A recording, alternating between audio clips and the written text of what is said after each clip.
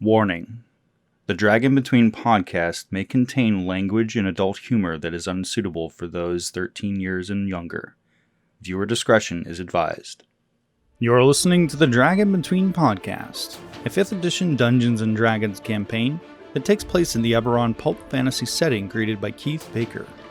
New episodes are recorded every Sunday and are released on the following week. You can find the video version on the YouTube channel. And if you like what you see and hear, feel free to drop us a like, comment, and don't forget to subscribe.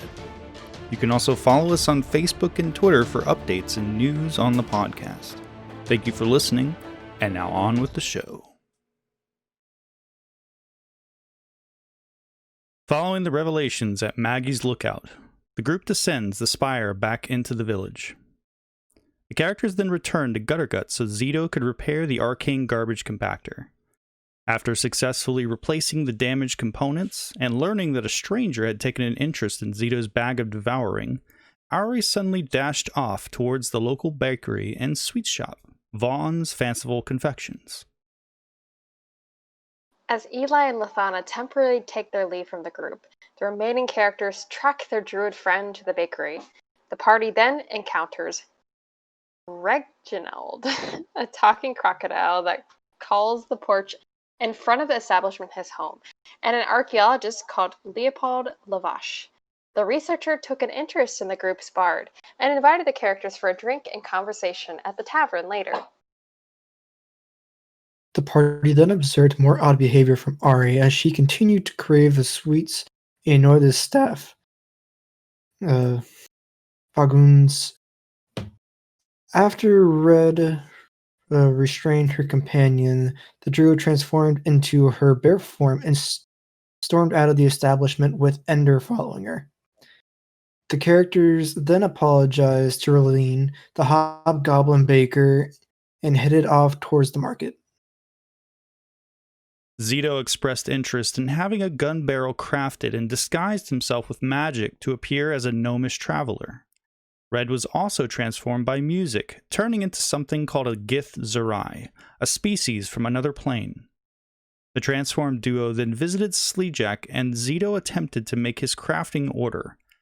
However, Zito's crafting request was hit with an unexpected delay as the stubborn goblin tinkerer refused to deal fairly with the kobold adventurer.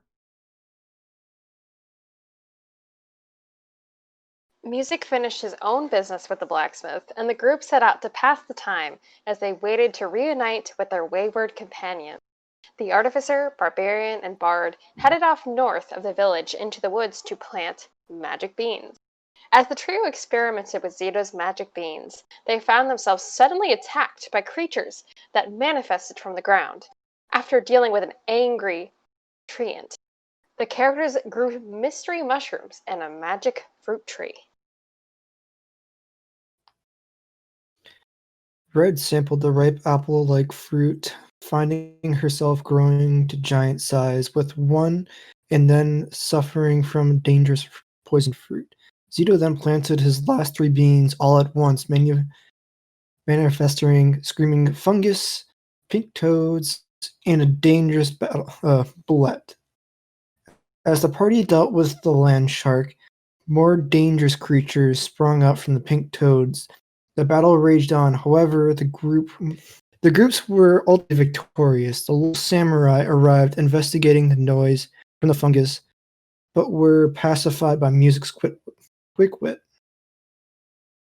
The trio then headed back towards the village, Zito and Music watching their scantily clad and enlarged barbarian friend stride and skip with confidence and pride. And we will turn back time just slightly. Laethana, you watched just to the side of Eli, at Eli's side, as Zito was busy tinkering with this strange compactor, this arcane garbage compactor at the back of Gutterguts. And Eli, suddenly his focus is turned away from you. As you turn to look in his direction, you see he's beginning to turn away.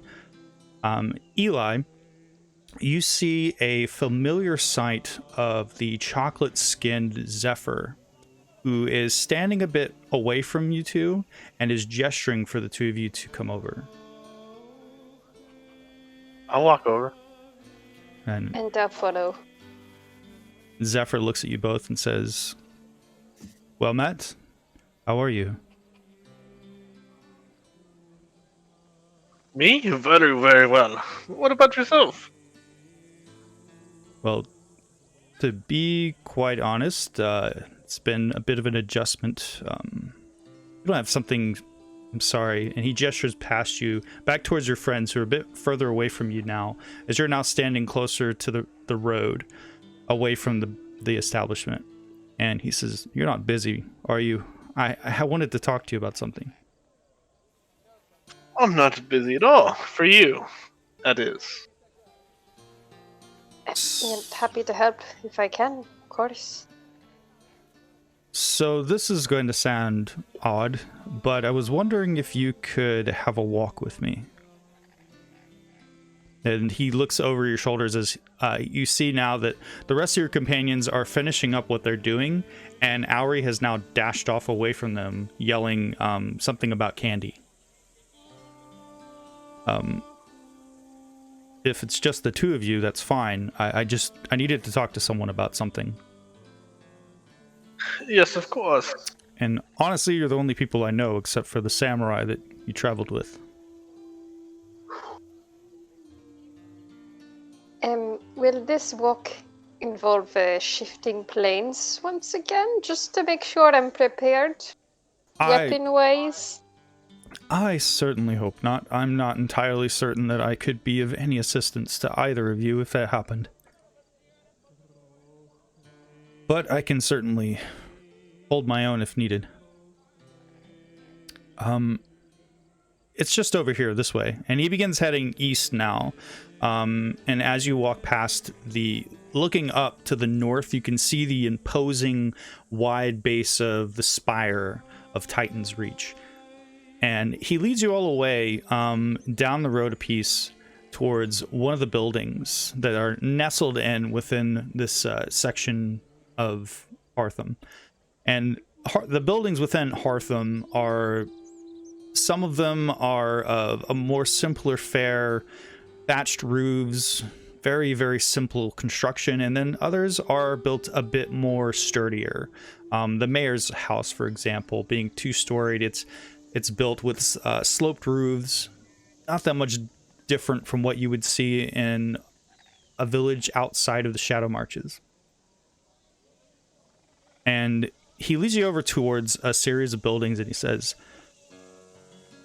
"I found some odd writing and glyphs scrawled and carved into trees and homes around this place. You haven't seen anything like that, have you?" I mean, I haven't really paid attention to that kind of stuff around here. I've been thinking about something else, other things. My mind has been occupied. I understand. I made some inquiries with a few of the warriors around this place, and they told me that the graffiti it's just graffiti. They've not really been much help to me. They said they just laughed it off. They said it was harmless pranks and nonsense from the youngsters. And it may be nothing. However, considering the encounters that you and your friends have had with aberrations, I felt it prudent to warn you both. To warn all of you. And he now gestures towards one of the buildings. You can see where someone has painted over, almost completely painted over something. But there is carvings into the side of the building. Like someone carved into the wood with like a sharp object. And he looks to both of you. He says, I can't understand it and make head nor tails of it. But perhaps one of you might know. Or might be able to decipher it. Eli will take a look at it. Okay. Would I recognize this from my dealings with the Dreaming Dark in any way? I'll tell you what. Make an intelligence check, Laethana.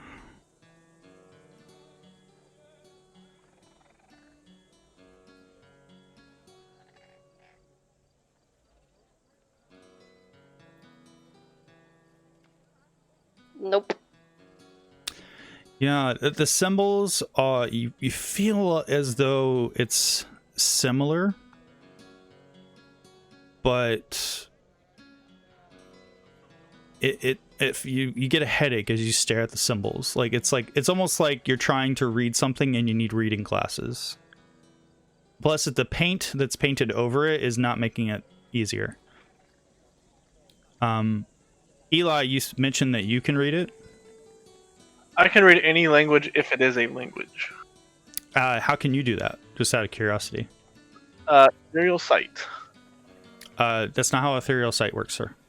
You can see into the ethereal plane within 60 feet. Greater Yes. You can read any language. You have to choose to read any language. The arcane eye ability, there are several options that you can choose when you activate that ability.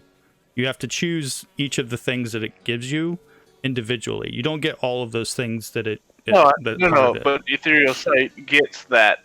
I choose ethereal sight. I choose it every morning when he wakes up. Let's see. Oh, sorry, I misread that then. Could have swore that you had to choose from that. It says choose one of the following benefits. Yeah, you have to choose it. Ethereal sight, greater comprehension, or see invisibility. Greater comprehension is with ethereal sight. See invisibility and the ethereal sight are bold, which means they are both. Yeah, no, that's a typo. That's supposed to be bold. I apologize. I'm checking that real quick because that's not right.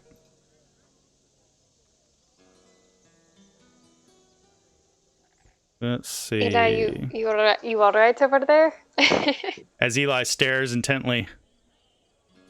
Let's see. I totally typed. You're right. That is a typo. Let's see. It is a typo. Eli says that's a typo. He just stares off into spaces. That's a typo. Like, hello, wizard friend, are you okay?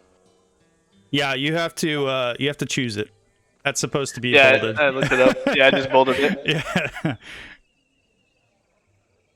It does make it seem like it's supposed to go into ethereal sight. Dude, I swear. Yeah, I'm not trying to cheat or anything, No, but I I was looking understand. at I totally understand. It's just it's confusing to both of us. I apologize. Yeah, I bolded it now. No worries. So in answer to your question, if you chose to be the ability that you'd get with your arcane eye, then you'd be able to have that ability. At the moment, you're using ethereal sight. Mm-hmm. Yeah. Okay. I told you. That's okay. Well, that makes me cast a spell. Well, not necessarily. What kind of languages do either of you have? Laethana, I can tell you, especially with your role, even with your role, you don't understand that language. What languages do you speak and understand, Eli? Common, deep speech, and Elvish. Okay, well then you can read it. This is in deep speech. Oh.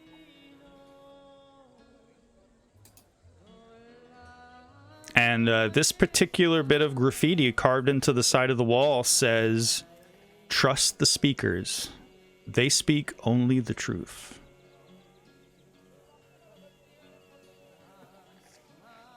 I'll turn to him and say, it says trust the speakers. They speak only the truth. Zephyr looks at you and says, "The speakers. I'm unfamiliar with this term. Possibly an orator that's from this area, maybe?" Have I heard anything? Well, you would remember after having a long conversation with Maggie that the speakers are essentially like spiritual leaders of the individuals who have been gathering out in the Deepwood, the robed individuals that you've been seeing around town today. The ones that were chased out by Canner, for example. Oh, the cult. Yes, as Sabrina, as Laethana coined the term, the cults.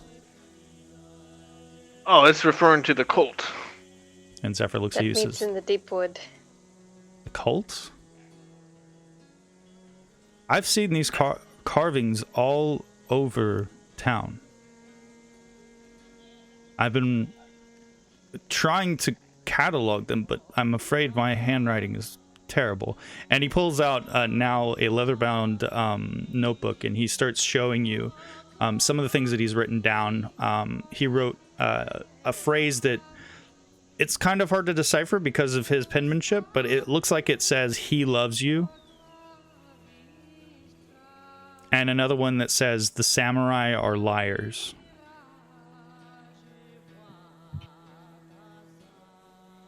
I'll share that with them. And Zephyr says, "I'm sure that there are more all over town. Perhaps if you wanted me to, I could go around and I'm sure you're busy. I can go and write down as many as I can and bring it back to you later." Yes, that'd be very helpful.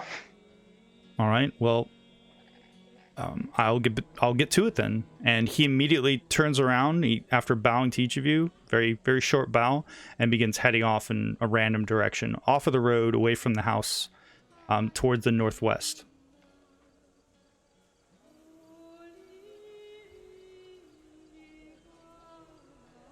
You know, I feel really bad for the guy. Yeah, he'll be fine. You know, when you call someone your friend, you help them if they're not doing so great. Friendship 101? Oh, I help him all the time. I've been, kind to him. Helping him. Laethana, what's your passive perception?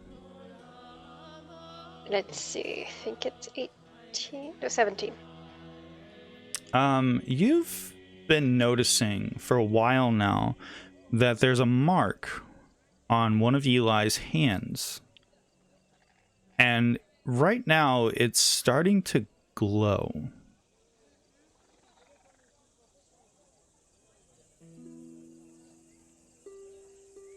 Eli? What? What's going on with your hand? Eli will look down. It glows. Eli, you see the brand that this morning when you woke up looked a bit different from what it looked like before, after you all came back from the Ironlands, after your encounter with the Garlic and his crew.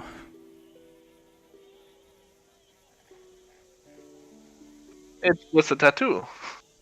No worries. What does it look like? I've actually shared an image of it in the chat recently. It's a pictograph.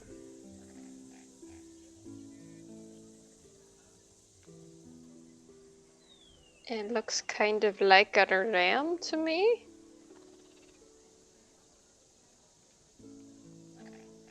Maybe. Make an intelligence check. Or I tell you what, make an arcana check.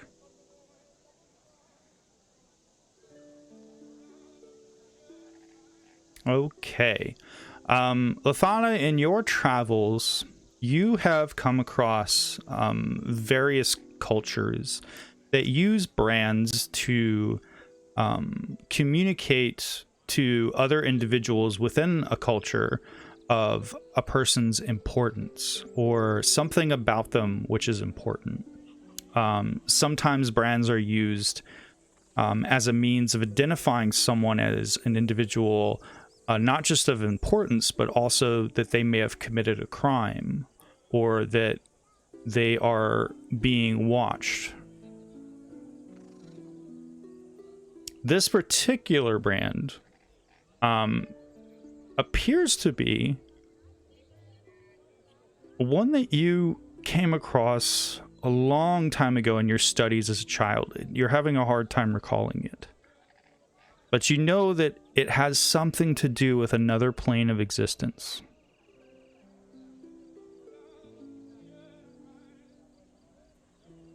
Well, if I'm remembering correctly, it's some kind of marker for your position or your status or a crime you've committed, and has something to do with the extraplanar route to it. What was it before? Does Eli have any clue what it means? Yes. Eli, you've already studied it this morning. You would know that this is a judgment brand from the plane of Danvi. You're not sure what it's for. You're not sure exactly why you have it, but you know that it represents Danvi, which is a plane of existence otherwise known as the perfect order. Oh, well, it's a tattoo. I got it when I was younger. Insight check. I mean, you guys can roll against each other if you want. Make a deception check.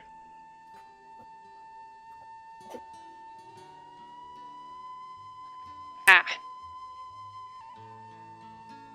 Yeah, that doesn't really seem right, Laethana, because you remember distinctly that he has not had this the entire time that you've traveled with him.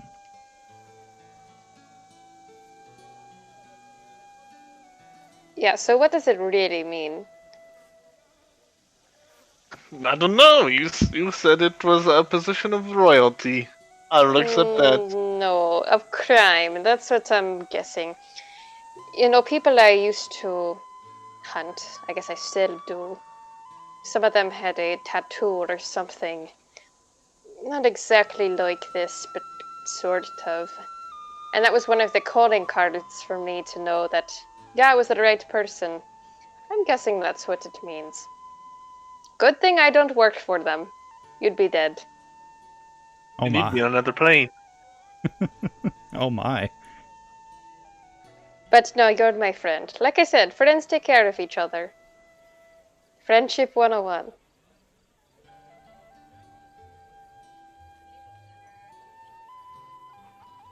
So,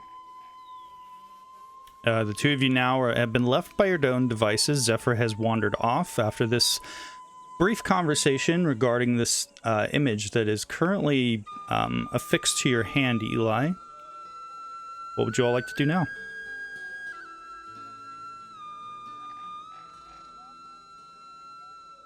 Well, I did want to order some magic stuff, so you mind if you want to go to the magic shop? If not, that's fine.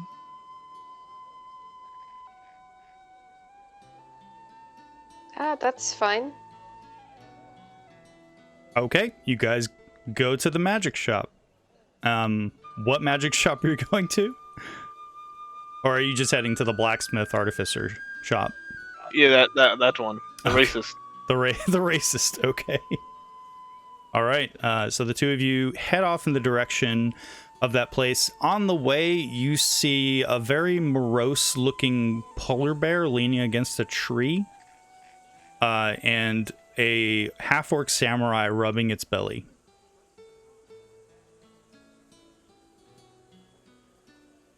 You know, I didn't think they were that weird.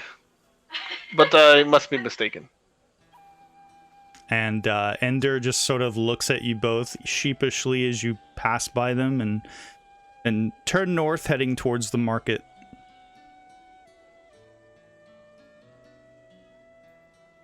And what would you like to inquire about at the magic shop, Eli? Do they have healing potions? Well, you know, as from before, that Canner doesn't really deal in consumable products. Most of what he deals in is weapons and armor. Sleejack, most of what she offers are not going to be things that you can use to really like heal yourself necessarily. She has some like potions of healing, nothing like too great. Currently her stock is she's waiting to be restocked. But she can sell you some potions of healing if you want them. Yeah, I'd like to see both of their best stock. Okay. That's what she's got. She's got potions of healing. She'll sell 6 of them to you if you want them. Yes, I do. All right. Roll, I'll tell you what, roll 2d10s.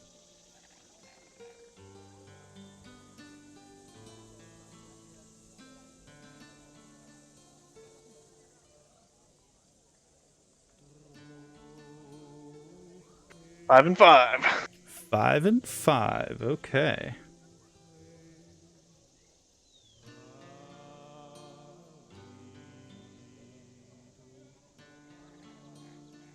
You know, I'm a very powerful wizard. I could kind of show you some stuff if you'd like. We could share knowledge, maybe? So For a discount? she looks at you and she's doing calculations with some sort of a series of slats that are set into this little miniature framework, about handheld size. Looks like an abacus. And she looks at you from behind the counter and she says, "Let's see, rounding up, my going rate, 465 gold, please." Am I getting ripped off? She's upcharging you a bit. She's essentially charging you like 77.5 gold per potion. So she's making like 27.5 gold off of you for this transaction. Because at cost they're 50 gold. If you were to like make them yourself and try to sell them, that's what you would normally get for them. Yeah, 300 work? And she says, "Look, if you want to go and see an herbalist, be my guest. I am in the market to make money, and these are hard to come by. So, if you don't want to buy them, just say so." I got a pearl of power. You might be interested in trade. A pearl of power? Yes. And she holds her hand out now to inspect it. I'll hand it over. And she starts to stare at it. Takes out a little monocle and begins to look at it. And turn it over in her hand. She says, "Deal." And she takes it, tucks it in her pocket, and then she takes out a little wooden box and begins loading the potions. And you can hear the sound of the crystal clinking as she slips them into it. And then she takes a bit of wadding, like some what looks like a handful of like shredded vegetation, and then puts it in there to kind of like keep them from clinking against each other.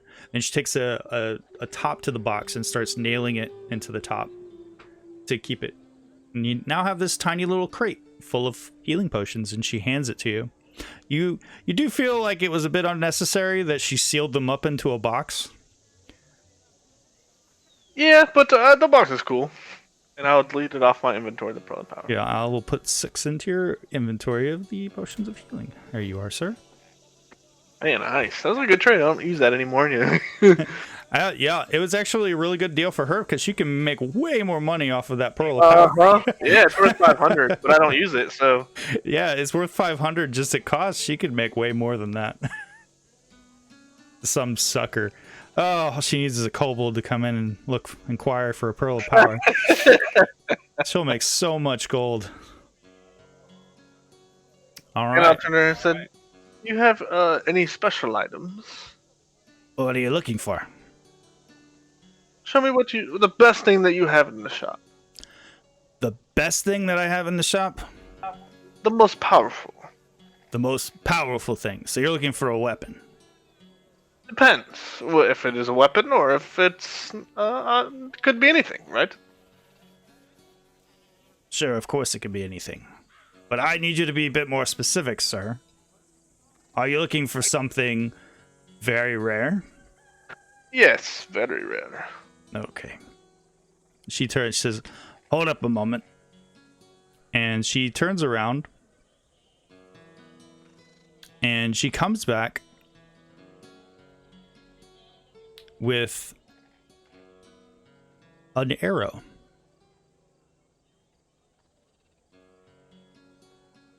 And it looks like this.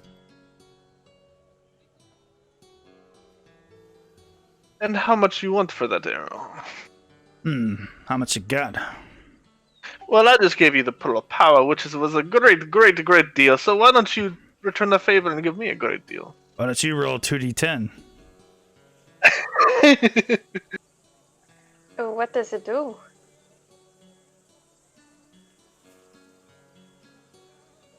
Okay. 10 and a 5. All right. Let's see.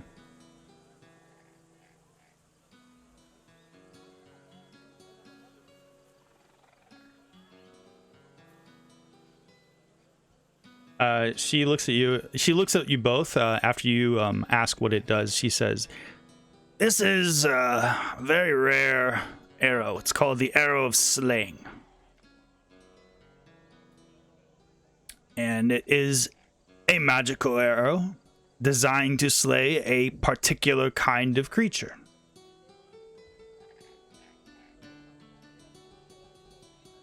If this particular creature belongs to the type or race or group associated with this arrow, the creature must take a DC 17 Constitution saving throw or take 6 D10 piercing damage on a failed save. Or half as much on a successful one. Once an arrow of slaying deals extra damage to a creature, it becomes a non-magical arrow. Basically, it's a one-hit wonder, but it packs a heck of a punch. And what creature is it slaying against? She looks at you and she says, "What do you wish it to be?" I can wish for that to be anything? A Kordai. And she looks at you and she says, "A Kordai." Yep. Well, that's easy enough. You just have to perform a ritual to prepare it. And how much is it again? She looks at you and she looks at your companion. She just sort of furrows her brow for a moment, closes one of her eyes, and says, "It's very rare, especially if you're wanting it for a Korai. 42,500 gold." How much am I getting ripped off? This is actually not that bad. Normally one of these would go for 50,000 gold. Would you take 40,000 gold right here, right now, cash? Make a persuasion check.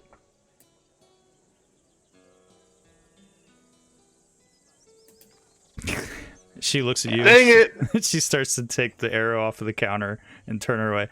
I don't know about that. These are really rare. They're very rare. Takes a really long time to make them. They pack a powerful punch. It is a bit of a one-hit wonder, but you can understand something like this. It's one of a kind, and it might come in a pinch, especially for your ranger friend here. All right, 42,000. 42,500. Laethana's face is in shock at the sticker price. This is essentially like when you go out on a date with somebody and they spend a ridiculous amount of money on you without you even asking. Eli, I'll be right back. Eli will walk out of the shop, walking around, place the hole in the ground, out of sight, pull 42,500 out sight. Out of sight? around the corner, out back. I don't know. Okay, so you're going behind the shop. Yeah, basically. I don't want her to see I don't want her to see that I have hundreds of thousands of gold. Well, she just saw you walk out of the shop. Are you going with him, Laethana?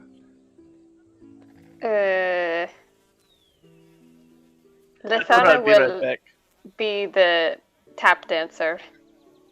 It'd be the tap dancer. Yes. And as you begin to walk out, she turns and looks at you, Laethana, before you hit the threshold and exit the building proper through the archway, because there is no doorway. The entrance into the artificer and blacksmith shop is a complete open archway. As you begin to head out, Slejack calls out and says, "Oh, by the way, it's going to take about an hour to prepare this arrow for your friend. I have to program it. If that's okay." I think we have the time. Okay. He just has to get the money, and she just kind of has this still in shock look on her face of like, Well, while what he's just happened? while he stepped away to get the funds, was there anything that you were interested in? That. The arrow? I was just about to say, hey, any weapons I can use to target some Korai? What, do you have anything else that would be good for attacking such an aberrant creature? Well, I don't make anything specifically to kill Korai. I mean, Korai are rare in these parts, if you'll get my understanding. So if you're looking for something specifically that just kills Korai, then I'm afraid I'm not going to be able to help you immediately. Or just something that packs a good punch? Maybe not...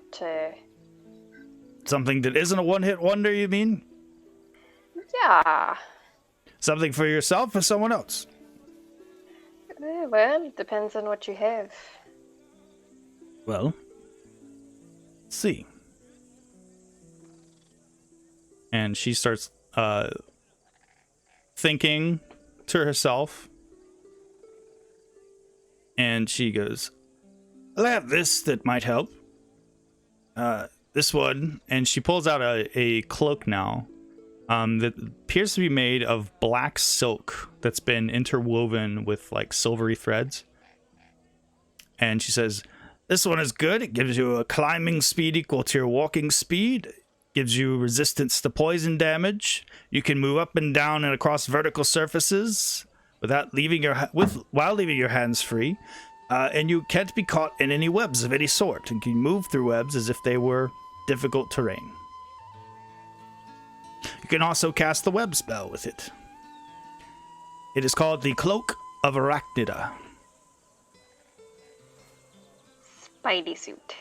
It is a Spidey suit, basically. It turns you into Spider-Man. And how much is that one? And she looks at you and she goes, "A lot. Tell your friend to bring more gold." Well, anything a little more in the $1,000 gold price range, maybe? 1,000? Yeah. Now you're just insulting me. Well, just show me what you have. She's still like, this is a lot of money.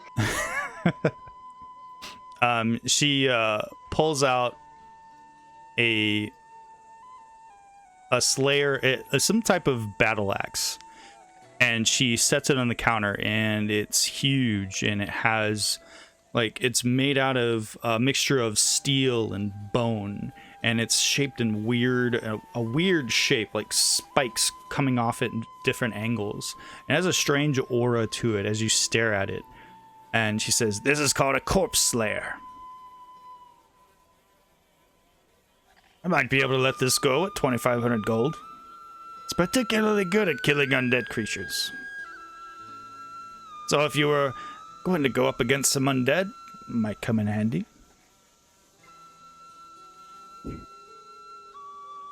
right around this time, Laethana, make a perception check.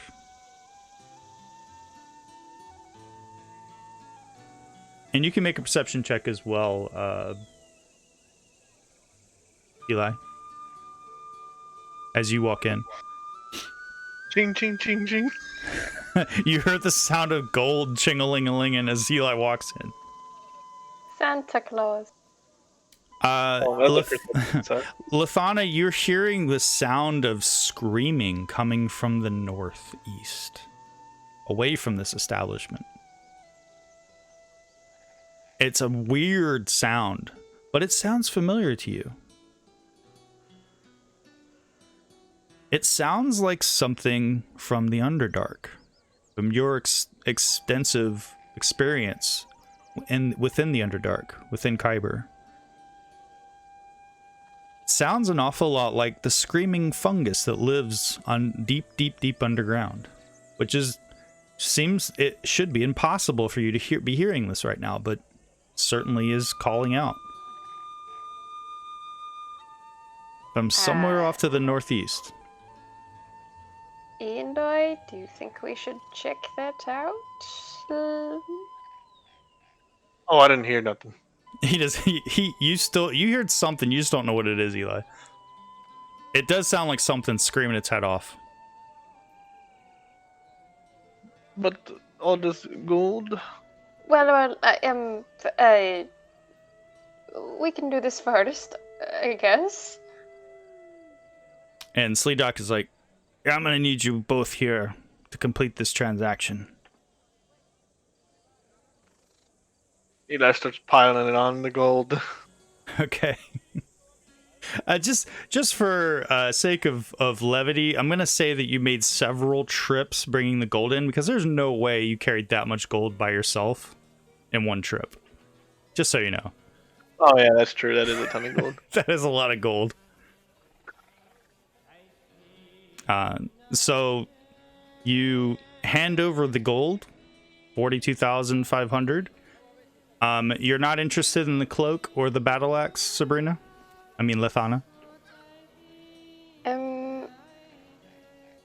Laethana will buy the battle axe. Okay, go ahead and... She has that. Go ahead and subtract 2,500 gold from your sheet. And Eli, are you keeping this arrow for yourself, or are you giving this to her? Oh, this is my gift! Sleejack looks at you, Eli, and smiles, and she goes, "Would you like it gift wrapped? I can put a bow on it. I can put a bow on it." All right. You have any staffs? Wow, did I just wipe out all your gold, Laethana? That you were carrying on you? Like half. Oh, okay. Alright, I threw that axe in there. I'll probably have to identify it for you.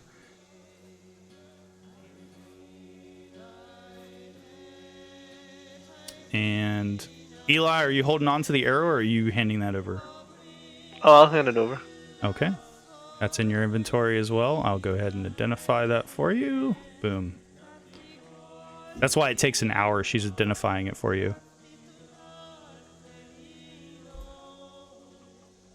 And I notated that it is for Korai. And during that time, the screaming stopped. That screaming seemed to go on for quite some time, and then it seemed to stop all on its own.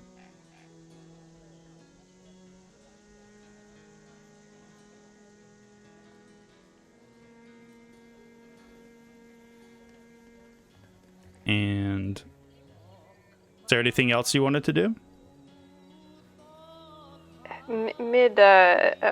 Identify, Laethana will say, "You hear that, Eli? Those are the shrieking of fungus." More fungus. Great. There's a fungus among us. Mushrooms, your favorite. I do like good mushroom soup. So I'm going to assume that you went ahead and ran the gambit with Sleejack on her inventory. She carries a number of staffs of rare to very rare quality. What's the very rare? And she looks at you and she starts looking through her logbook and she says, I have a staff of power. I have a staff of frost, staff of striking. Staff of power. Mm-hmm. You said. I will take that. Okay. Roll 2d10.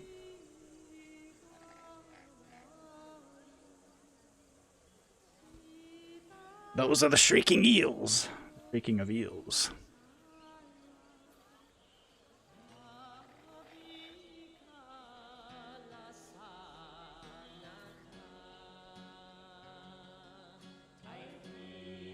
Let's see. So she will let that go for just shy of what you paid for the arrow, 41,500 gold. I pull out a potion of longevity, and I say, how long do you want to live? How long you want? Come with me if you want to live. You desire more years in your life.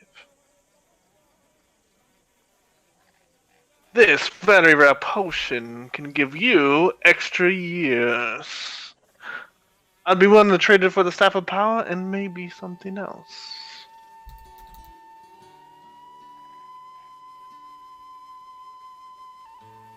Let's see. She looks at you, she looks at the potion, and she says, bullshit. I'll trade you for the potion and nothing else.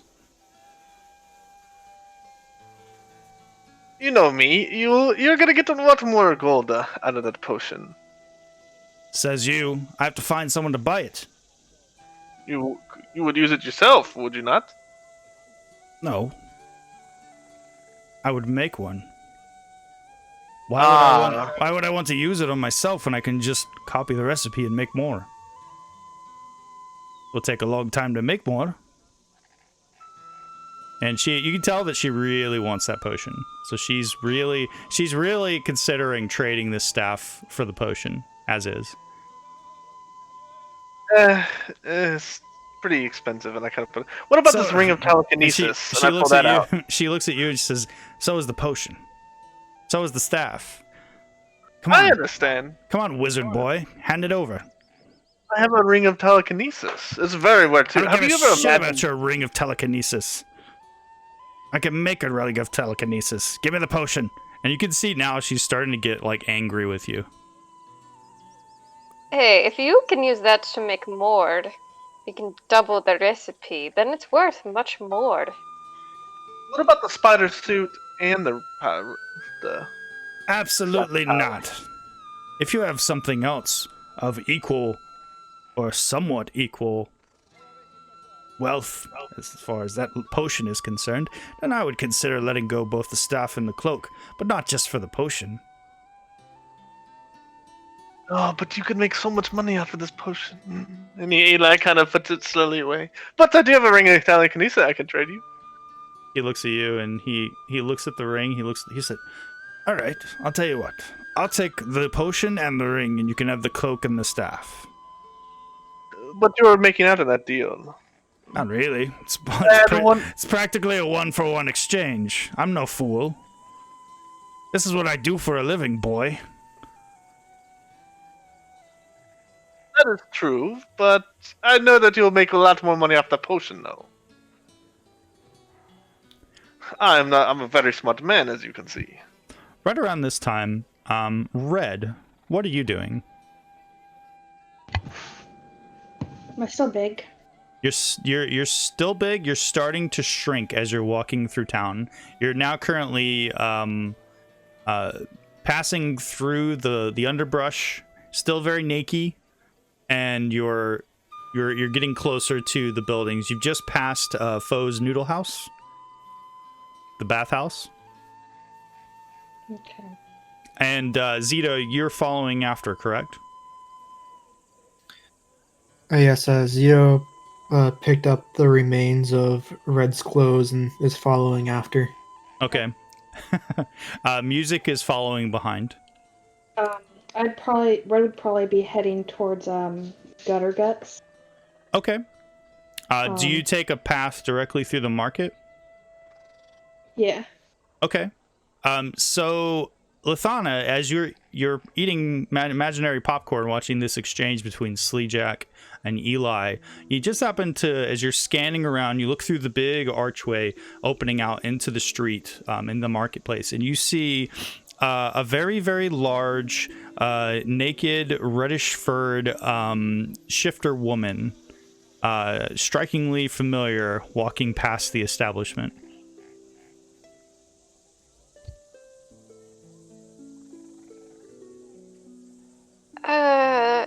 Red, is that you?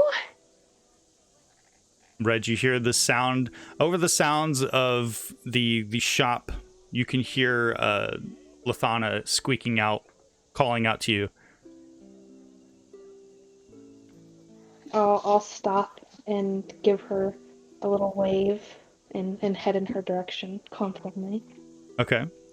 As you're getting closer to her now, you are starting to shrink at a dramatic rate.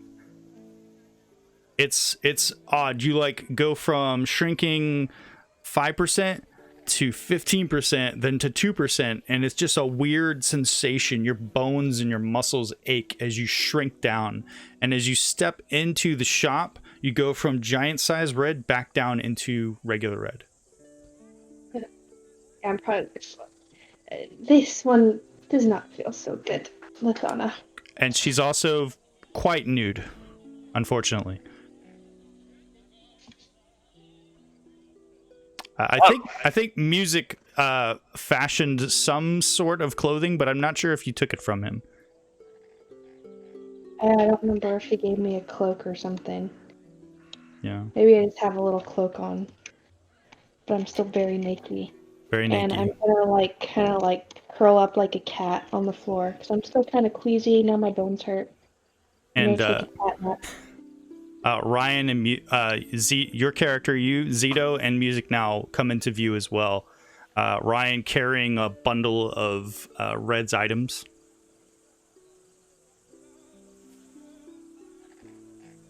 I'm just gonna curl up on the floor like a cat. Okay. I don't feel good. Giant house cat.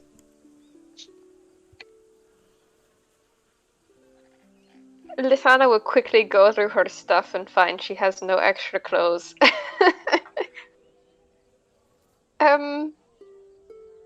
Sleejack, do you happen to have a pair of just like 1 gold clothes we can pick up here right now? And she looks at you. Nothing in your size. Mostly I cater to small folk here. Here, you're trying to cover up your naked friend. Here, I have this. And she grabs a tarp that's somewhat oily, like there was a dark substance on it. She tosses it over the counter towards you. No. It's fine. I have fine clothes. Yeah, you have fine clothes in your size. How tall are you? Meanwhile, Zito is slowly mending Red's clothes back together. Red's 5'8". Oh, I'm 5'5". It won't fit, but at least it was a thought. It's like watching a dude at the gym wearing a shirt that's like two sizes too small for him or something.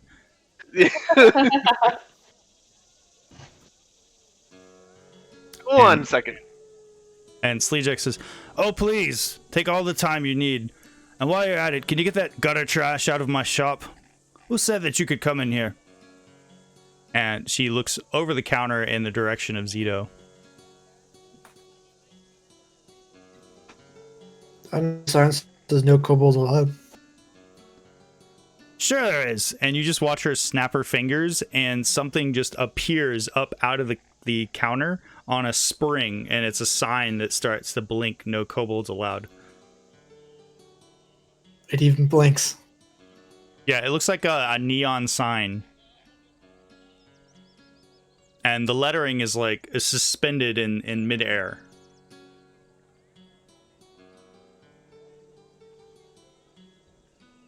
And she looks to you, Eli, and she says, "Look, are we gonna finish this now, or are you chickening out?" Yes, I have a deal for you. I have I'll a deal trade for you- you too. You give me the ring, you give me the potion, I give you the stuff. How about that? Yes, and one more thing. I can create one item at face value. You don't upcharge me. I'm sorry, what? When I'm ready, I will ask for an item to be made, and you don't upcharge me at face value. Because you're getting better more of the deal. This potion's very rare, and you can make more money. Last I checked, that potion has a 1-for-1 value with what I'm offering you, so not really much. But I'll tell you what, you've done a lot of business with me today, and I can be less shrewd, I guess, with you. Hand over the Deal. potion, hand over the ring, and then we have a deal. Alright, I'll give her both. Okay. I'll go ahead and drop those items into your inventory if you want to delete the potion and the ring. I will. All right.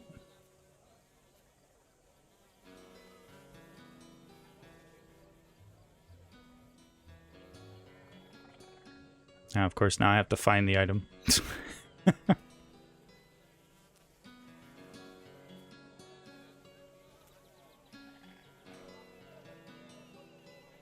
Yes, the staff of power.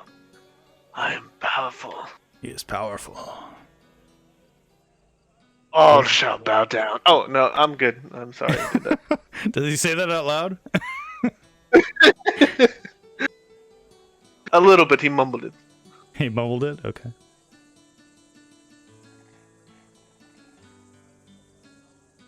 All right, there you go. I've identified both items. If you'd be so kind as to delete that potion and the other item, the ring. Yeah, I did. Thank you, sir. And Sleejek says, "Good, thank you. Goodbye." All right, guys. Unless you have anything else, I'm very well happy right now. We can leave.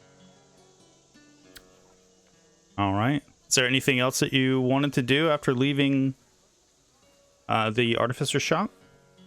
Any of you? Get clothing for your barbarian friend, perhaps? I'm working on that. Oh, you're working on that? How long does it take to mend all of those items back together? I don't know how many pieces are they in.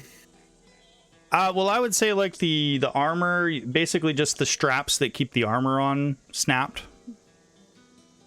Oh, And I can do that. No problem. The pants tore into several pieces, like at the seams. So it would essentially you'd have to return to someone, a seamstress perhaps, to sew them back together, or plus any other clothing item that Red was wearing.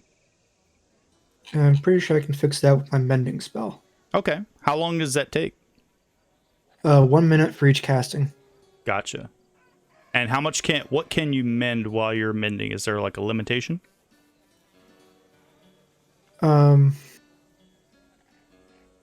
Here, fix a tear no larger than 1 foot in any dimension, but I can also cast it more than once. Gotcha. Okay. So why? So one cast would fix like a foot of a tear. Gotcha. Okay, so after a few minutes, you're able to mend all of Red's armor and clothing back together, almost like new. And you're now, I assume, standing out after allowing Red to clothe her nakedness. You're all standing out in the middle of the market square.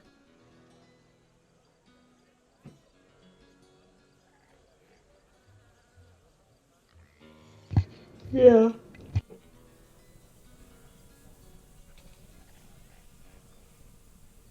Is there anything else you guys need to do today?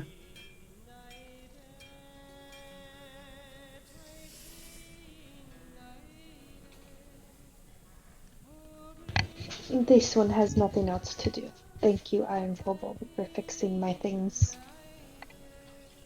Are you all right? Please don't tell me that was you who were fighting that screaming fungus. I mean, yeah, we fought it. There's a whole bunch of things over there. There's a tree ant and a whole bunch of monsters that showed up out of nowhere.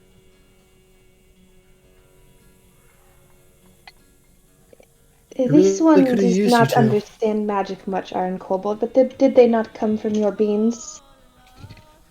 And music calls out, yeah, we just planted a whole bunch of beans out in the woods and a whole bunch of shit came out of the ground and we killed the shit out of it. It was hilarious.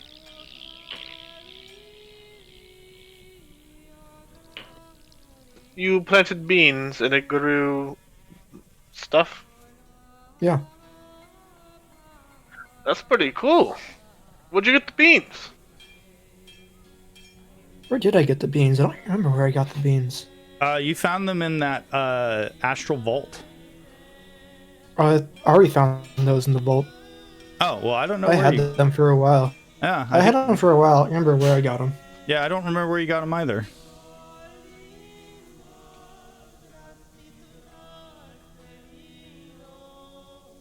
That's not important now. Let's see. Who has the highest passive in the party? I believe that is Laethana.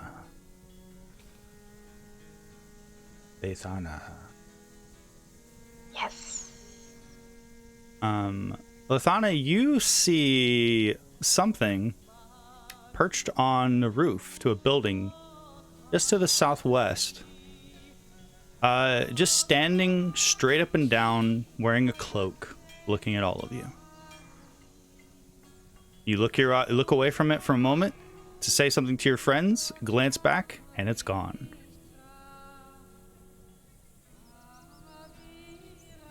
Heads up, guys. Creepy cloaked thing perched on a roof watching us. It was right over there.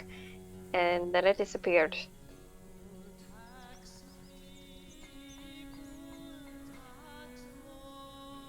There is definitely something creepy about this place.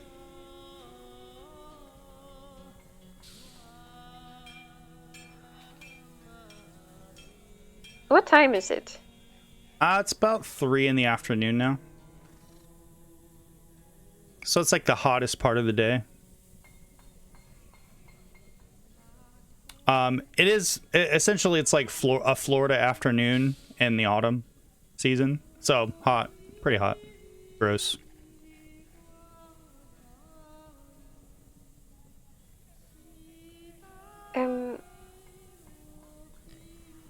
Well, we did say we would go check out the depot. Is it too late to do that today? I don't think Red, myself, and Music would be fit to bend ourselves off if something happened in the deep woods. I think we should wait until later to do that. Oh yes, of course.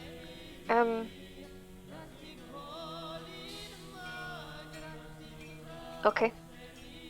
Maybe we can check with Zephyr and see if he's found anything new. While you go and rest? Or just ask Zephyr to meet us at the tavern? Did you guys want to do a short rest? Because I know Red and Music are down. Yes, I do. Okay. So if you guys want to pass the time, you can. Did you want to go somewhere to pass the time, or just find a tree to sit out and underneath the autumn afternoon sun and relax? Yes, Laethana would make flower crowns with Ari. Leaf crowns. Leaf crowns. Unfortunately, Auri and Ender are nowhere to be seen at the moment. Ooh. You haven't seen either one of them. And looking back the way you came from, you can see that tiny tree that the pair was leaning up against. They're not under the tree anymore. Alright. Laethana would make leaf crowns for everyone. So you guys are just going to find a nice, somewhat secluded area in the greenery around you, behind one of the buildings?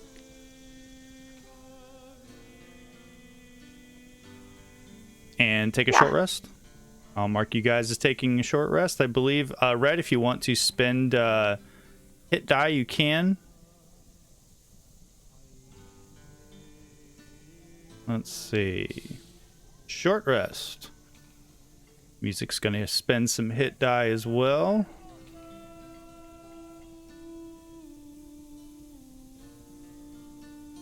During the short rest, Eli will talk to Red about the cloak of the artichoke, or what? The cloak of the artichoke. The cloak of the artichoke. I totally butchered that. Here you go. Have the cloak of the artichoke. I totally butchered that. No, that's perfect. Hey, Laethana, check out this cloak of artichoke. It lets you walk through fields of artichokes, no problem.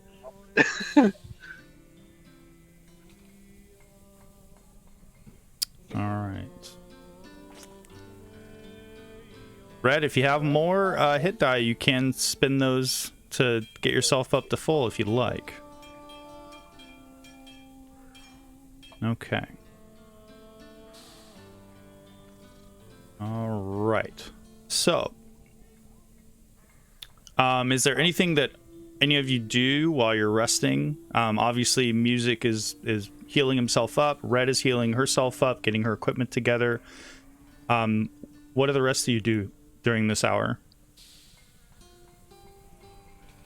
Eli gives Red a gift.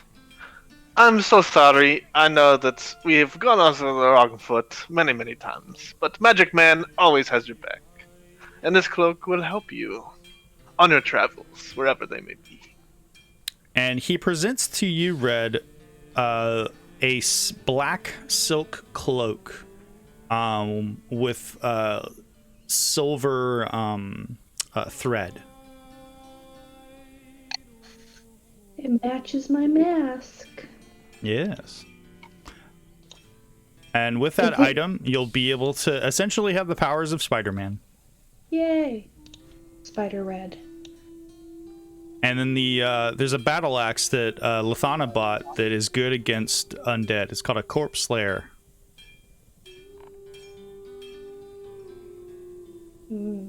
Spider cat, spider cat. This one will accept your gift and consider us on a good foot. Good, I don't like to be on the wrong foot. I don't laugh at that. Laethana. I just cock my head confused. Actually, everyone notices this.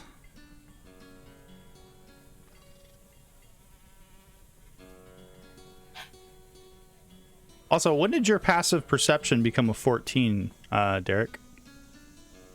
What do you mean? It used to be 10. Did the power give me something?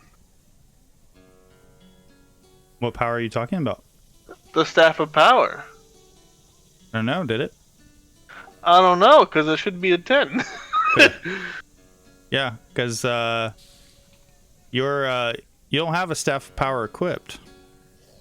It is in my inventory. It's equipped. No, it says it's in your bag. Oh, I thought I said I was wearing it. No. Yeah, it doesn't do anything to your perception. Yeah, it says I'm wearing the Staff of Power. Well, I don't know. I don't know how it is. Because, well, right now I'm attuned to the Staff of Power, the Ring of Spell Storing, Mm-hmm. and... Shoot, what is my third item? The Nexus Shard. Okay. Yeah, none of that stuff should affect your perception. Yeah, and then I'm 10.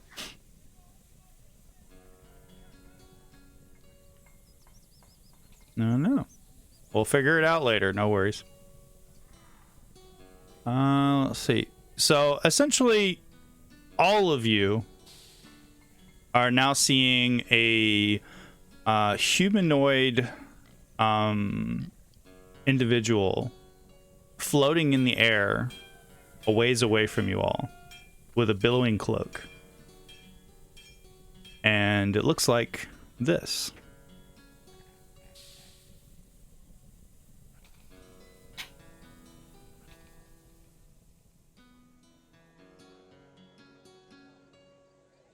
And it's just floating there, just staring at all of you. Laethana prepares her not bow and sure arrow. if it is the mushrooms or is this one seeing a flying robot? And music suddenly calls out, "Holy shit, protect me!" and leaps underneath between your legs, Red. I pull out my greatsword. And this individual who was hovering there now starts to slowly lower down to the ground. And when it does, it begins to stride towards all of you. And not getting too close, it stops short of all of you, regards all of you, and now bows. And it says, "Good afternoon. I am Lorvex of Danvi. If it pleases all of you, I must insist that your wizard friend comes with me." Hold on a second. Yes. Laethana Aisha. Yeah, trying to freak me out because they know my name. Haha, definitely not freaked. Why should he go with you? Well, you must understand, I have been tasked with retrieving your companion momentarily to the realm of Danvi. There's something that he and I must discuss. This wizard don't plane shift no more. Read my lips. No more plane shift. He and will she has be her arrow straight at him. perfectly safe, I assure you. There's just something that I must discuss with him in regards to his father, Theowen.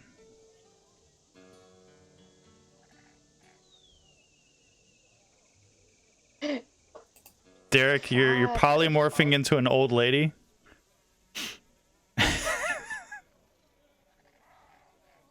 Hey, Eli, they're looking to talk about your Oh, sweetheart, you got the wrong person.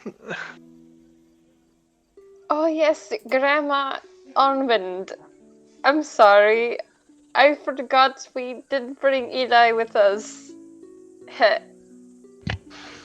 Mr. Stormbringer, though I appreciate the levity, or the attempt there within, I must insist that you accompany me. We must take care of this issue.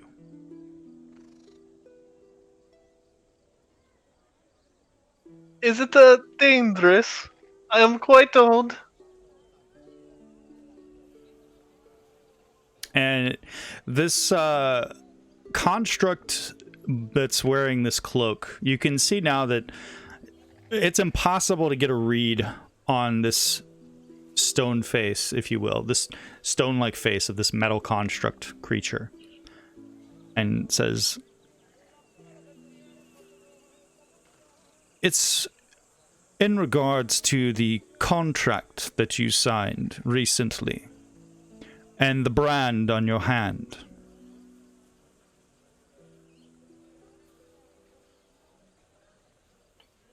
Wait, there's a brand on your hand? I am not Eli, and there's no brand on my hand. I show him my hand. And the creature suddenly snaps his fingers, and a shower of golden sparks begins to descend around the old lady Eli is pretending to be, and the image of him as an old lady is starting to flicker. It's still there, but you can see that there is something. It's almost like someone like passed a screen. It's like him standing behind like an X-ray machine. What weird magic have you casted? What do you do this time, Eli?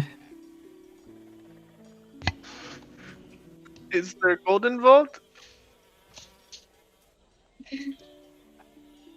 And he looks at you and he says, "It will not take too long if you have things that you obviously need to accomplish. Time flows differently on Donvi. For every 10 minutes on Donvi, only 1 minute passes on the material plane." Fine. Eternity Light dispels it. Fine. And he says, "I'll tell you what. If you agree to come along, I will provide you with a teleportation sigil to the Hall of Justice on Donvi, and a one-time travel pass to the Panopticon. This is an exceptionally rare gift, since most travelers must pass through the Prime Gate before traveling anywhere on Donvi." Deal. It sounds like a good deal. Come along, But I then, don't- Mr. Grandma Eli. My friends can come. If you wish them to, they may come along, if they are willing. He turns to the group. Are you willing? Or I'm not going. You're not going anywhere without me. She kind of narrows her eyes like a guard dog that doesn't trust someone. This one will go. We are, as you said, on good feet now. Yeah, you're probably gonna need Eli. Last time someone tried to take you to a different dimension, they tried to kidnap you. Music pipes up. Where are we going? Yeah, Red would lean down the music and be like, "This one wants to know why you feared this Warforged." Hey, I fear all Warforged that are not me. Have you not noticed this? This one does not understand. They are your kin. I am absolutely terrified of anything that looks remotely like me. I don't know if you've noticed that. Also, where are we going? Donley? Fuck, I owe somebody money that's there. Hey, we're not staying there long, are we?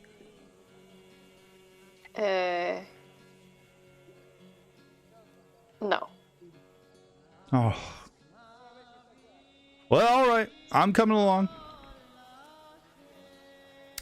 Let's get this show on the road. And the individual that identified itself as Lorvex says, "Very well. If you all join hands."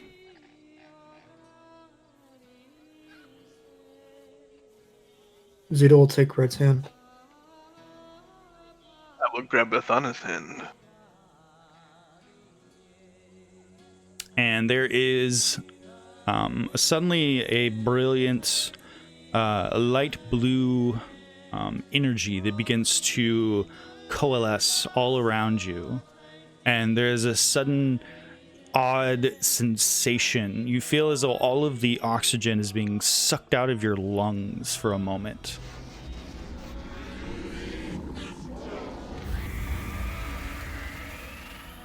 And then you are all in a strange place. So after coming to your senses after this brilliant blue energy sucked all of you out of the material plane, you all find yourselves in a very odd marble building. It seems like all around you is a mixture of mixed media of how this place is constructed. Long hallways, crisscrossing scaffolding, and a building that just seems to go up forever. And you're currently walking through down the halls being led by this mechanical individual wearing the cloak. And looks behind you and says, "If you'll all follow me, please. We're headed to the Hall of Justice."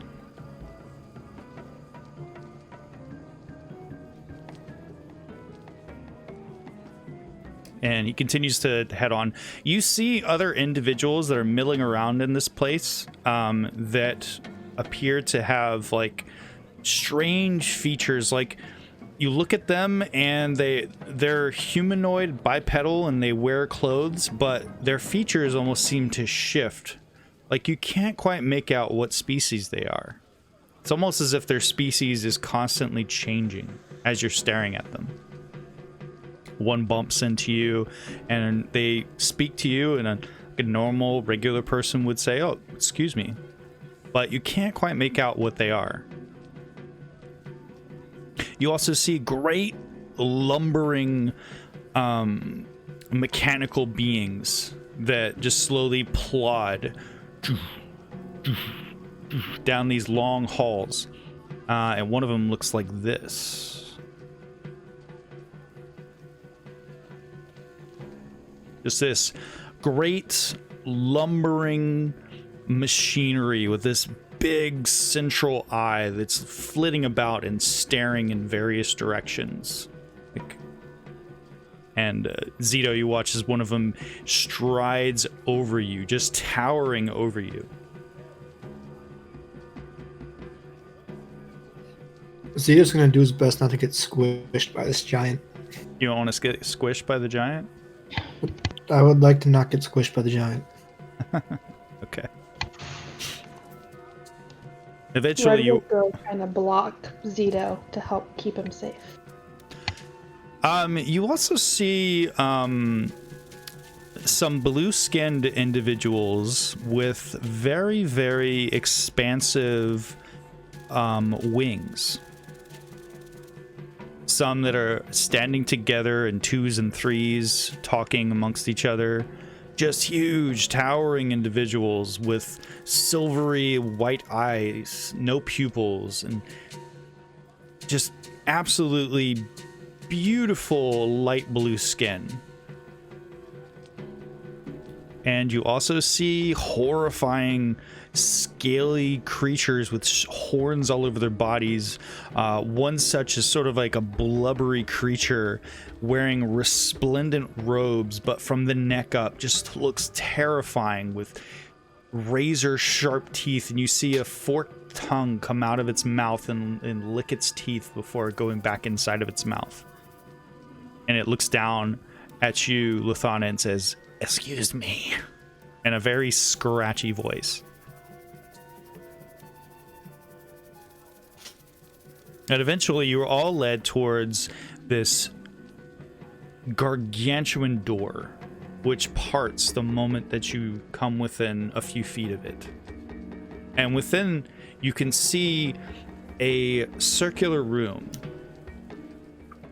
and what looks like a podium at the center of the room. And Lorvek says, "If you please, Mr. Stormbringer, head to the podium.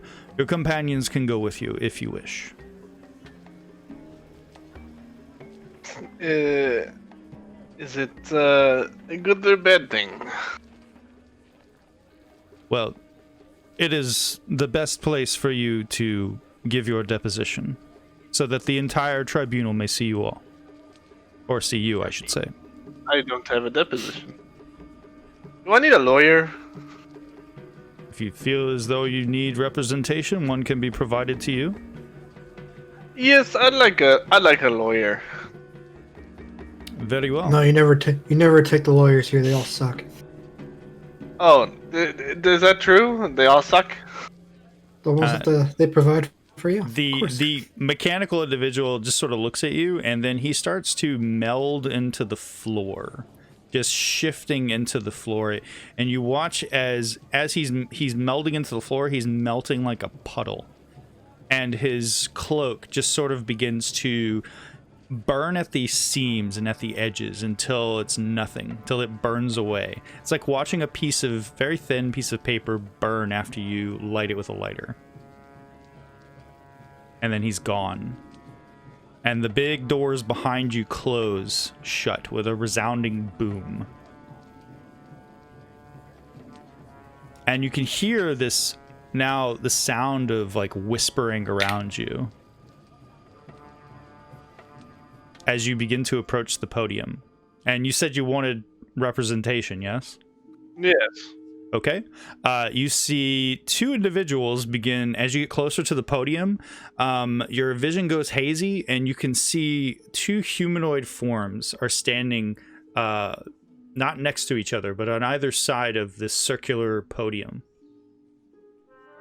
And as you get closer to it, you can now see one of them is wearing a very simple tunic, has golden skin, black hair, almost like a Roman-like features, and even has like sort of like a circlet that goes behind its head, like a row of feathers, and smiles and nods at you and says, "Hi there." And looking over to the other humanoid, you see a bald, frail, pink creature with a singular eye and a row of serrated teeth, and says, "Hello." Hello. And the two look at you, and they introduce themselves. The gentleman with the golden skin says, "My name is Memnus. Pleasure to meet you." And he gestures over towards the pink-skinned individual with the big eye. It's almost like the top of their head from their mouth, or where a nose should be, just nose holes, is just this big orb of an eye. And you see a tongue flick out and lick its eye like a gecko, and then the tongue goes back into its mouth. And it says, "I am Creech. Pleasure to meet you." I'm Eli. Pleasure to meet you, I think. You asked for representation at your deposition. Yes. We are your representation. How many years of experience do you have? Let's see. This would be my 4,967th year. Very good. I like you already. I'm ready. and you hear a resounding sound of a gavel impacting, echoing throughout the chamber. And as you're all standing now at the podium, what are the rest of you doing? You're all crowding up on the podium with Eli, or just sort of standing near it? Red will go up with Eli. Okay. Eli, you look up and you see floating up in the air, you see 3 chairs suspended in the air, floating separately from each other. One of them is filled with an imposing blue-skinned individual that looks like this. If I can get it to... There we go.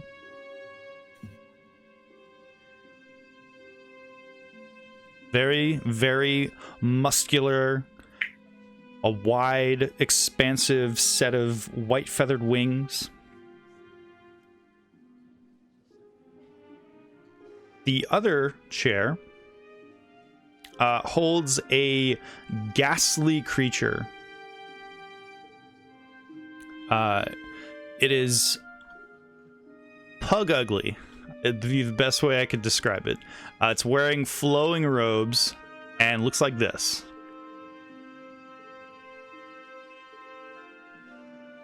Just a blob of somewhat translucent green rows of razor sharp teeth, and these almost a mockery of the wings that the blue-skinned individual has.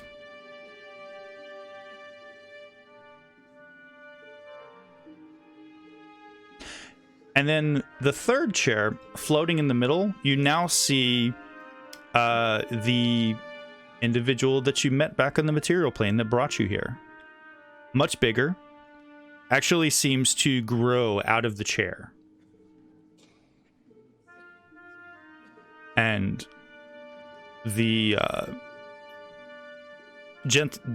individual that referred to itself as Lorvex now says, "This formal deposition has now begun.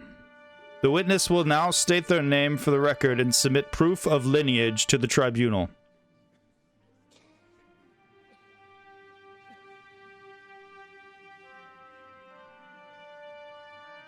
And your representation now look at you expectantly, and they say, "Do you have the verification scroll?"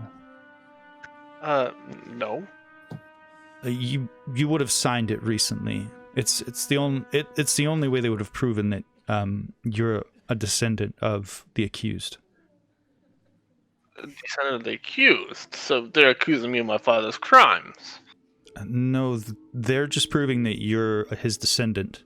You're a witness. For what reason? You'll find out, I assume, as soon as you provide the scroll. But I don't have the scroll. Oh, you wouldn't be here if you didn't have it. Did you sign something recently in your own blood? Yeah, I did. Tricked by... So I didn't technically sign it on my own free will. I mean, that doesn't matter in the eyes of the court. Is there some law against that? Not really. I mean, if it was signed against your will, you can, try to appeal to court later, but that has no bearing whatsoever in your deposition at the moment. Do you have the scroll with you? Unfortunately. So that's how they found me then.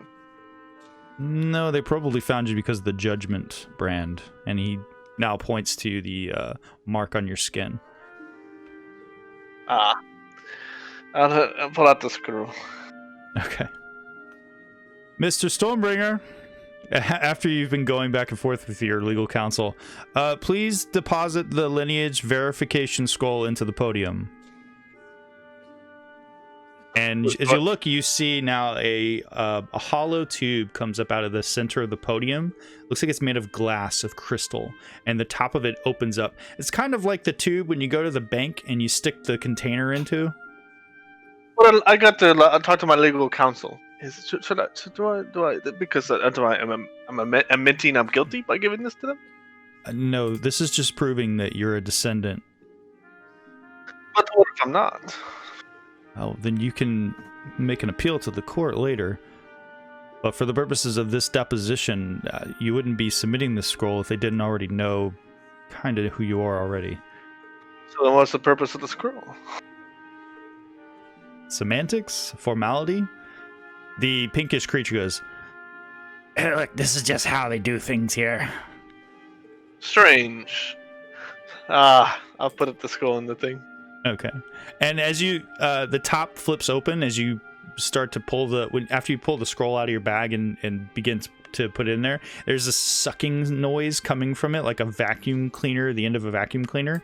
It takes the scroll and it goes down into the center of the podium and disappears, and the glass tube begins to descend down into the podium.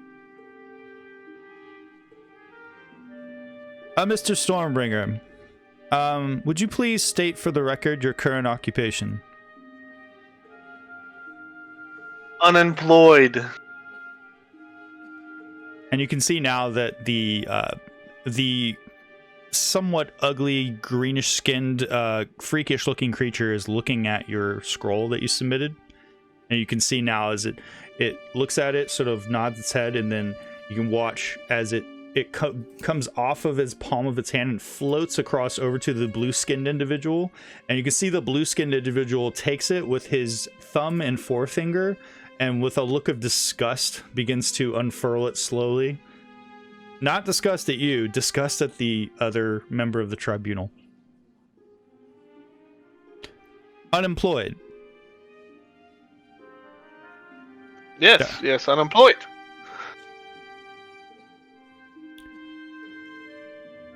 I am quite certain that you might be a bit confused as to why you've been summoned here today, Mr. Stormbringer. I apologize for the subterfuge. My colleagues didn't believe that you would actually come along if you had known the purpose for you being here right now. Mr. Stormbringer, are you aware of the Infinite Archive? Oh, I have no recollection. You've not heard of the Infinite Archive before? Nope, never. The Infinite Archive contains records of every being that has ever existed. The data is gathered by the Panopticon and from the rulings of the Hall of Justice that are recorded and then efficiently preserved. The Panopticon is a host of immortals that monitor events occurring across the planes. At this very moment, a host of immortals are observing and recording everything that you all do, every day of your life. Throughout your life, the immortals of Danvi have watched and judged your every action. You aren't rewarded or punished for your deeds, but they know what you've done, and it is forever preserved on your permanent record.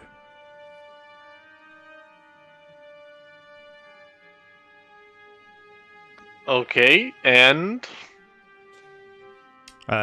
The Lorvex pauses for a moment, and the blue-skinned individual now says, Mr. Stormbringer, according to the Infinite Archive, you have in your possession quite a unique arcane focus, do you not? One could state that it is one of a kind, could you not? which arcane focus are you referring to? I am referring to the one hanging around your neck. Oh, yes, that one. Yes. It was a gift from my father. Where did you find this artifact? It was a gift from my father. When did you find it? Where my father left me the gift. Was anyone else with you when you discovered it? I don't recall. Did anyone else see you find it? I turned to my legal counsel. Do I have to answer these questions? Unless you want to spend, 2 years here, yeah, I would. You said you have people writing everything that happened to me, right? Panopticon records the events occurring all across the planes. Every being is watched and recorded. Then you know how I found it. Mr. Stormbringer, I will remind you it is quite impossible to directly lie to a Donvian on this plane of existence. These questions, and this series of questions has no bearing on whether or not what you have done has been recorded or has been viewed. We are simply taking your deposition, your recollection of the events. What did you do with the artifact after you found it? I used it. Would you not use a gift from your father? Have you received a gift before? We'll ask the questions, Mr. Stormbringer. Are you aware of the crimes that your father, Theowen Stormbringer, were convicted of here in the Hall of Justice? No, I am not. You know, have you read my deposition? I have very little recollection of my father. I never really lived with him. This is your deposition, sir. And the green-skinned, gangrelous creature now says, Are you aware of your father's current whereabouts? No, and I don't care. He really wasn't a father. He was a sperm donor, if I should say. You say you know nothing of your father's crimes, yes? No. Why would I know of my father's crimes? and the creature now slams its fist into the side of this hovering chair and says, And yet you follow in his very footsteps. You fly his airship. You carry his stolen property. His airship was a gift. I happened to stumble upon it. Do you not own what your father has given you? The green-skinned creature now growls, sort of this throaty, and leans back in his chair, and just sort of waves at you as if to wave your comment away. And Lorvix now calls out and says, "Mr. Stormbringer, Theowen's unique arcane focus is a Donvian artifact, fashioned into a creation cube. It is a piece of modern and inevitable technology. Your father stole this from the mechanics layer of Donvi.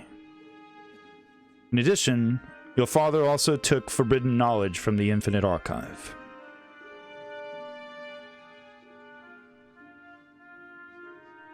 I'm sorry, that he did that, but, I have committed no crimes. And your legal counsel now, they're both sort of like trying to shush you at this point. They both put up their hands. They're like, hold on. Don't piss him off. And Lorvex continues. For these crimes against Donvi, your father was sentenced to imprisonment in the inescapable prison. However, before Theowen could be transferred, he mysteriously disappeared from his cell.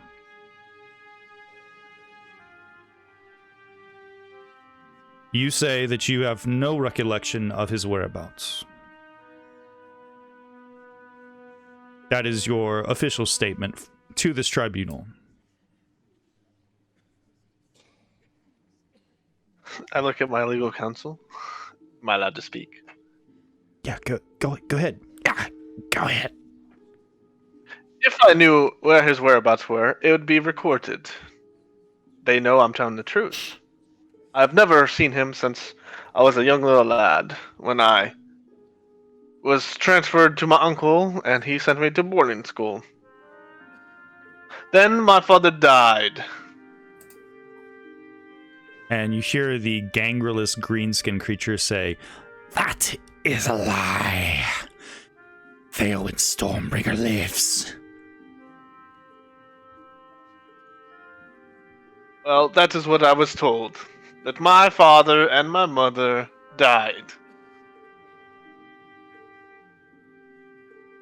Lorvex now says, I apologize for this duplicity sprung upon you by your paternal father. And we appreciate you coming here today, though under a veil of secrecy. We do appreciate you participating in this proceeding. You are not under any sort of formal charges yourself, Mr. Stormbringer. We will take your deposition today and your testament as evidence. It will be stored in the Infinite Archive. Did you have any questions for the court before we begin to close out proceedings? I look at my legal counsel. Do I ask any questions? I mean, if you want, how often do you get to, ask questions of a Colruyt?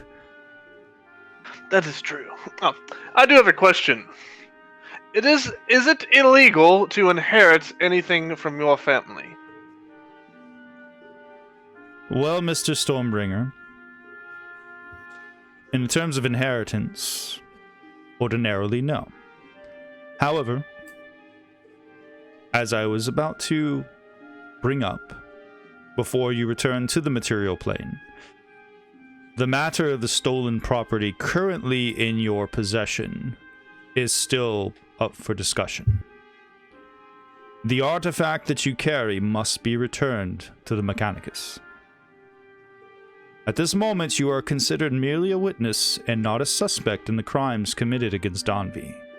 And though the artifact in your possession was not taken by you from the Mechanicus, the mortal term finders, keepers, or inheritance does not apply here. You are not entitled to keep it as an inheritance from your paternal ancestor. However, the tribunal recognizes that this may seem unfair to you. Therefore, you shall be granted an item of equal value in exchange or service. I believe, if I am not mistaken, according to the Infinite Archive, that you are currently endeavoring on attempting to build something of great significance. Before he finishes, the book's already out. He looks down to you and he says, I know that I mentioned it before about the flow of time in this place. Yes. Your quest, if you will, to create this item, this being, I believe you have been recorded as calling it George. Oh, yes. Do you wish to build George here on Donby?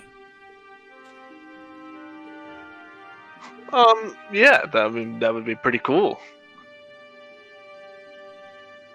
It would take 120 days, obviously. However, 120 days here on Donby would only be 12 days in Eberron. And your plane of existence, you would return to your plane with barely 2 weeks gone by. He turns to the group, smiling. Hey, you guys mind staying here for 12 days? 120 days. Oh, 120 days. You can send them back if you want to stay here for 120 days.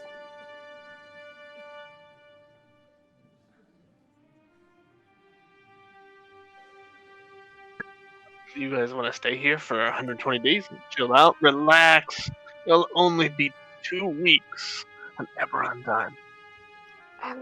What exactly do you need George for again? I know you mentioned it.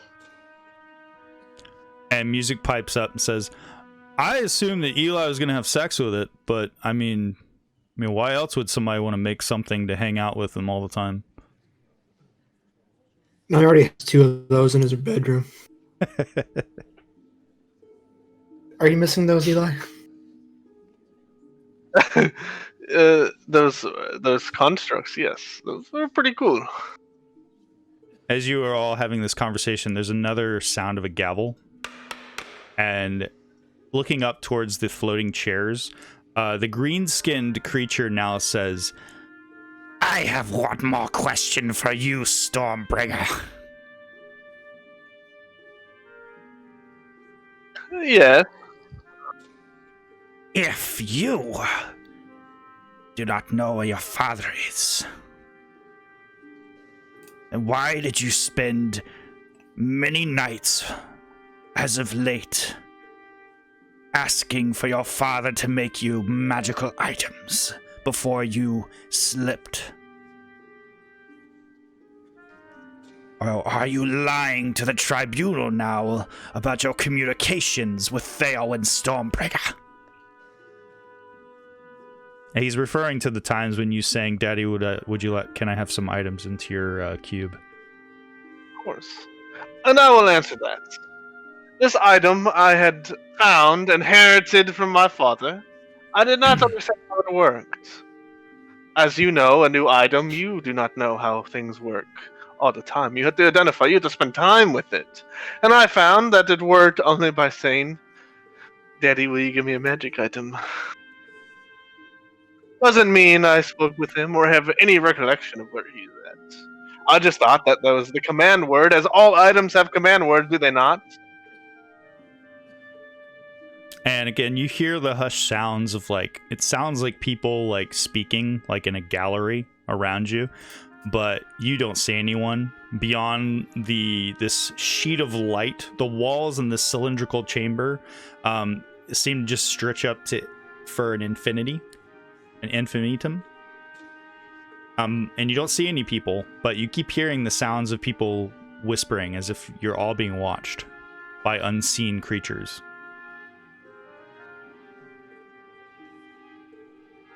And the blue-skinned individual says, I understand, Mr. Stormbringer.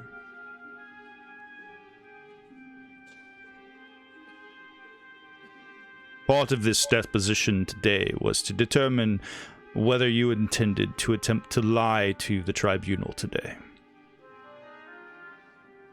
Your father is a high-level target to many individuals, many beings, according to the archive. And when your father went missing, quite literally became invisible to the Panopticon. We have no way of tracking your father. We have no idea where your father is. All we know, besides the item that you have, which is a paltry item compared to the knowledge that was stolen from the Infinite Archive.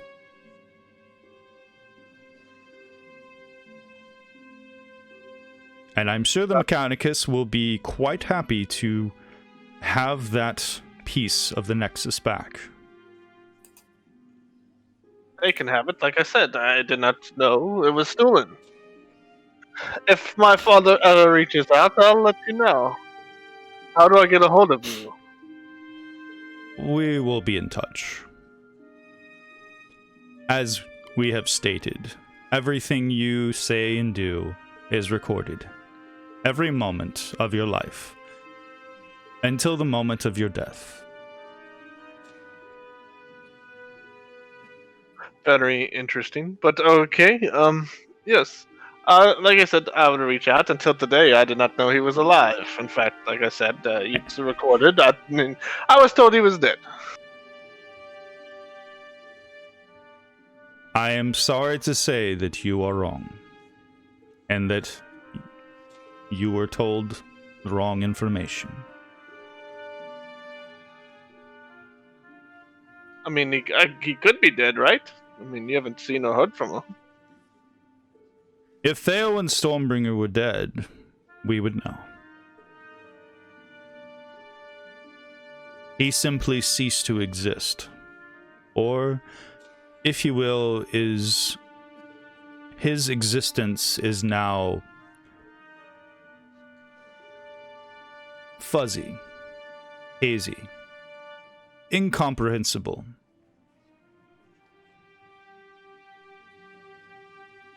Very interesting. Well, like I said, if he ever reaches out, I'll let you know. The gavel rings out once again, and the tribunal now begin to fade from sight, and you can hear now the sounds of the massive doors behind you starting to creak open. And you are funneled out of the chamber.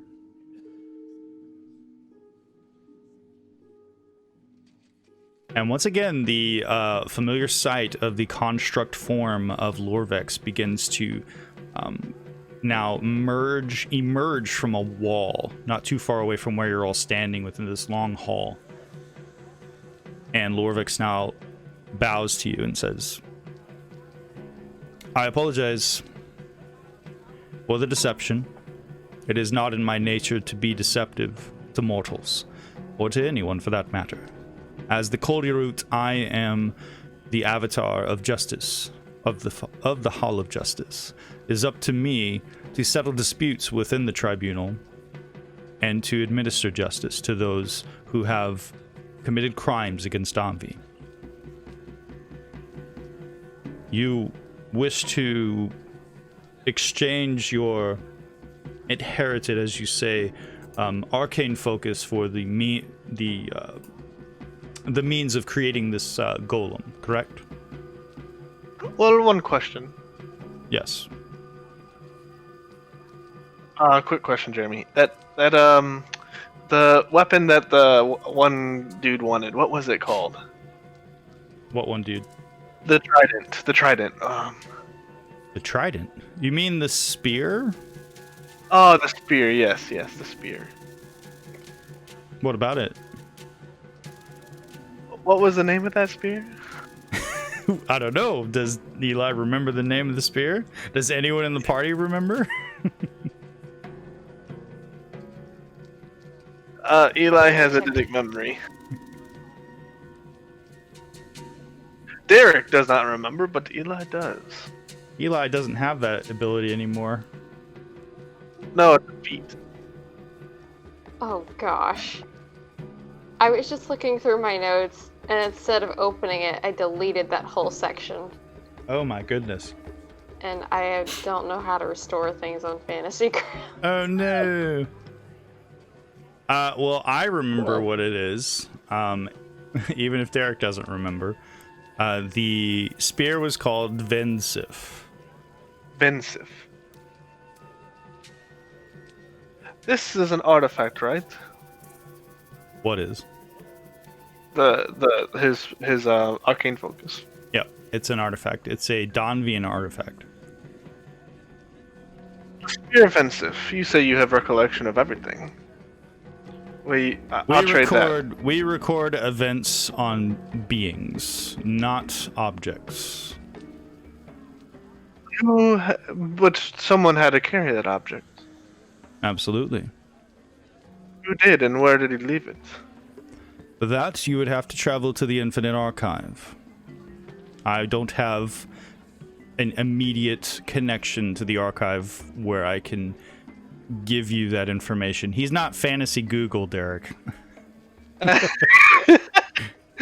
Would you trade that spear for...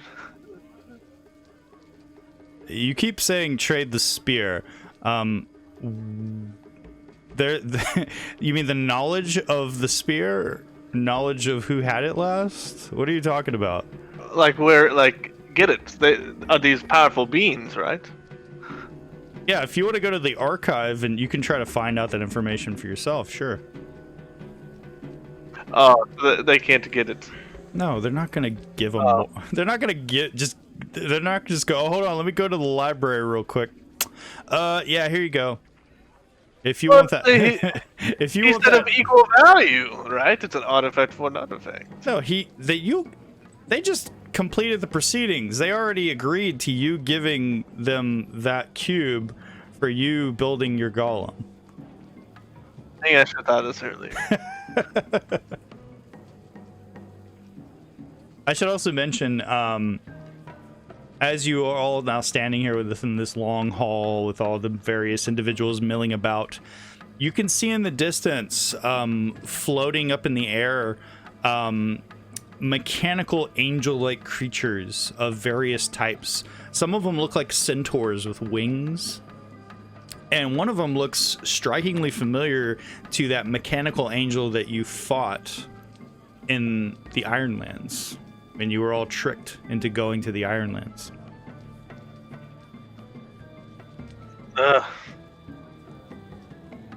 I will need another arcane focus. I'm quite certain that you can find an appropriate item to use as an arcane focus, being a traveled and seasoned spellcaster. Can you just pick up a staff, Eli? Yeah, you can use the True, I can use the staff of power. True. Well, man, I'm just... Cito, you're trying to get some eyes on. Cito's trying to help you out. Come on, man. He's being your hype man. I'll hand over the item. You hand over the cube? Yeah, I'll hand it over. Lorvex reaches out and takes it from you. And you watch as Lorvex's hand just sort of splits open. And you watch as these various tendrils come out, metallic monofilament wire, and begin disassembling the cube. And pieces of it begin to absorb into its body until it's gone. And Lorvex says, "Thank you. You have no idea what you have done today to help the Mechanicus."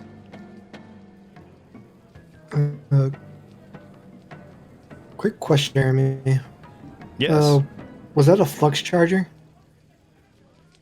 The creature you saw flying overhead? No, whatever Eli just had. Oh, no, that was a creation cube. It was essentially a piece of inevitable technology. All right, I was just making sure because I have something that's also a cube in my inventory. Yeah, what you have is a broken piece of inevitable technology that you claimed did not steal from a fallen flux charger. Okay. In answer to your question, no, Zito's not under arrest. J'accuse! Seize him! Before you leave, Mr. Zito, there's something we need to discuss. What do you want to talk about? How you doing? I'm doing pretty good. How are you? I'm doing pretty good. You know, it's been a long day. Been tracking this wizard for so long. Tired. Yeah, I understand that Eli can be a handful at times. Yeah, you have no idea what it's like to be a Coldy root. That was out of that was out. You got that creation cube back. That was out of game. So my question to you all now, as Lorvex has claimed this cube from you, is what would you all like to do now? You can all return to the material plane. They will arrange for that to happen. And Eli, if you want to stay behind by yourself, you can spend those 120 days here by yourself while your friends return to the material plane. Or you can all spend 120 days here. That's entirely up to all of you.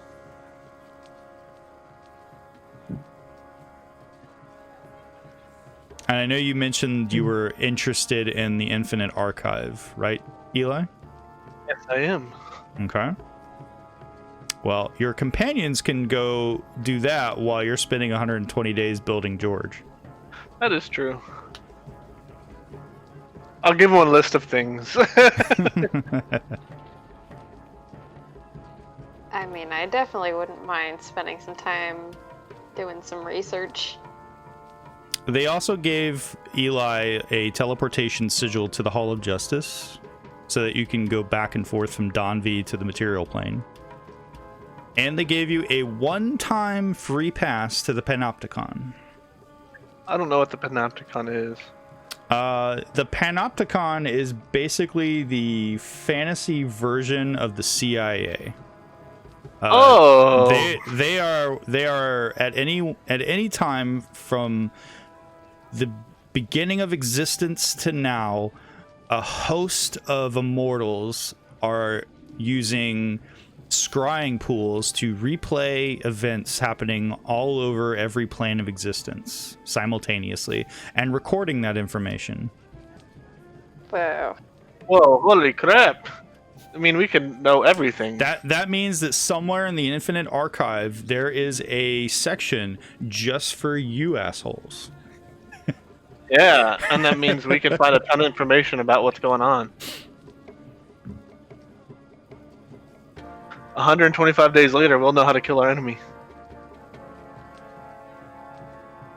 So my question to you all now is, how would you like to figure this out? How would you guys have time now for the rest of the session to talk it out amongst yourselves, how you would like to go about your time here in Donvi? Obviously, Eli is going to be busy.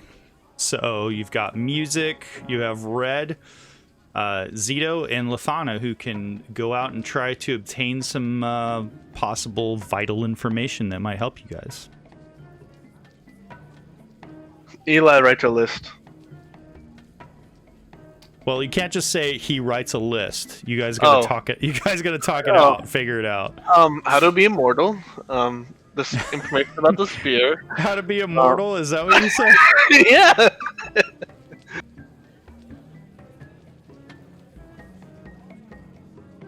Come on, this is a No. once in a lifetime experience here. I can turn this into a full long life.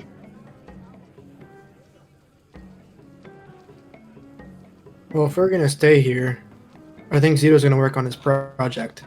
He's gonna go find a forge. Okay. Very easy to find. Very easy to do. You're staying here for 6 months. So,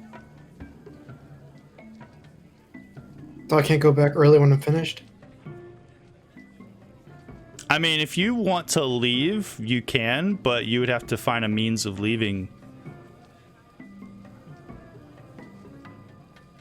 They only gave the teleportation sigil to Eli because he has the ability to cast teleport. I'm pretty sure I can find someone that could take me back. Maybe. It's very possible. Well, that would be Zito's plan then. Okay, Zito, you want to work on your project, all right, and possibly go back. What about Red? Red, what would you like to do? And yet another place that this group of individuals that you only met like a week ago have dragged you to yet another plane of existence. Red does not want to stay here. No? No, Red Not- wants to go help Not- her kin who are keep vanishing in the woods. So for Eli's project, it'll take 12 days on the material plane for him to complete it. How long will it take your project? I assume that it shouldn't take that long because leveling up for Zito, getting to the level to build what you have, it's assumed that you've already been building this thing. Or that you've been preparing to finish it. Yeah. So Okay. I think we just need to figure out how long it takes to actually make it. Okay. That can Which be... I'm pretty sure it's not going to be 12 days. Well, 12 days on Donvi or 12 12 days on Eberron? 12 days on Donvi, or on Eberron. Oh, okay. Yeah, it wouldn't be 6 months. Red, Is you there wanna- anyone I? Sorry. What were you going to say, Derek? I was gonna ask, is there any way like someone would help me make it go faster? Bro, I'm giving you like... you're already getting like a speed up. A heck know, of, you're a right. heck of a speed up. Is there any way that I can get more, please, Mr. DM? I'm just not trying to hold up the group. I feel bad, but You're not holding them up. That you can stay here and they can do what they need to do and then leave, and you can join them later. Okay. It just means that Eli will be very quiet while the group goes off and has an adventure without him. If they don't stay in Donvi. Laethana would probably like to research, but maybe help her friends first. Okay. Again, you guys can return to Donvi. He has received the means of doing so. So once Eli, again, I'm not telling you guys what to do. I'm just throwing it out there. Eli has the means to travel back and forth. So, if you want to leave Eli to do his thing, and then you guys, after accomplishing what you need to accomplish immediately on Donvi, you can go back to the material plane. And you can communicate with him with your ring, if he decides to put his ring back on. yeah, they jacked my item, so attunement's not available now. They jacked your item.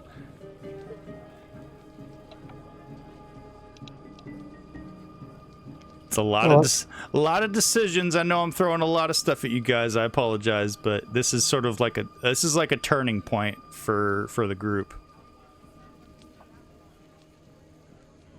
Well, I can work on my project anywhere. So if Okay. you guys really want to return back to Eberron, Zeal will just do it there and try to get as much done within those 12 days. Plus, you guys can, if you're in hot water, you can always like call Eli and he can like bamf over from Donby back to where you guys are. Because it's not, he doesn't have to like do 120 days of uninterrupted work. He just has to pass 120 days of downtime, working 8 hours a day.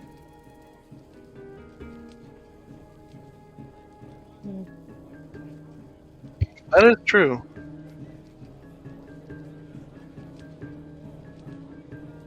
So do you need your golem before we go into the woods? You're talking about a dude that is cool and would protect us.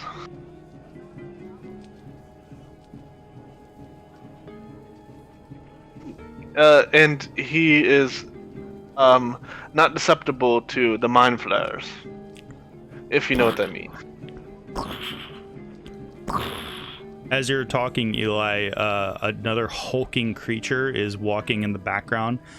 Looks an awful lot like that ogre-like Cyclops creature that you fought in the Ironlands.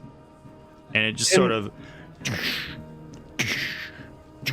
big thumping footsteps as it walks past the group. Yeah, and he'll probably be like around that size.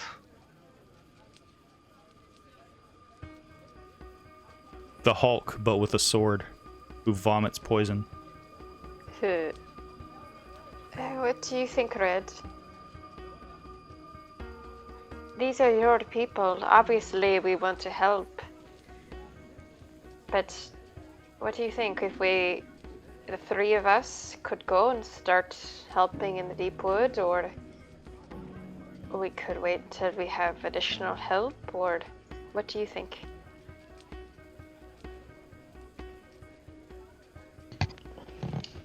When I was talking to my shifter friends and hearing about the problem, did it seem like something, if it wasn't like a go now thing?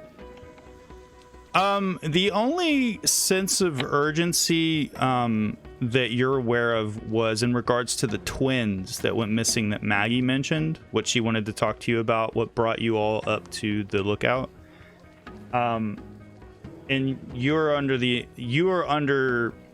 assumption that your old companions weren't really interested in that task, or at least her brother, Almond, or Talon, if you will, that he was more interested in, again, trying to hunt down the other people, not just like one or two people, but everyone. So it was a matter of balancing trying to help everyone versus helping just a couple of people.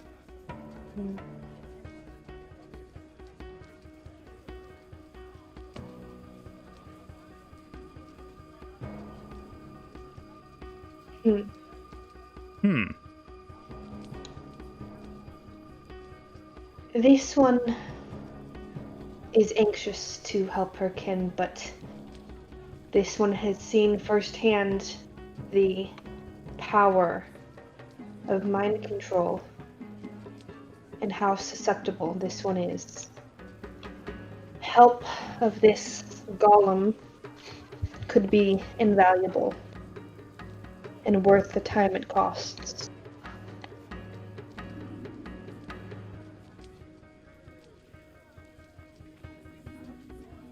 So it sounds like you'd want to wait until Eli has finished. Maybe Zito has finished too. This one is not opposed to waiting. Now, keep in mind, we're talking about 12 days.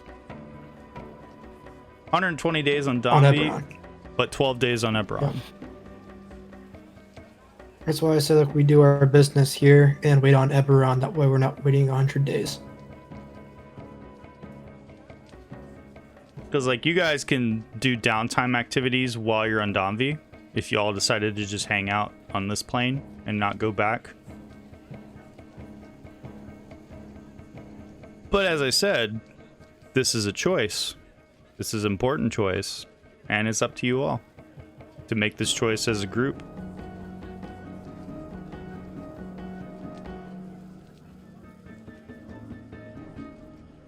I'll tell you what music would say. What would music say? Music would say, please, all the gods, get me away from this terrifying place as fast as possible. He's a plane traveler, though. Way too many people that I owe money to in this place.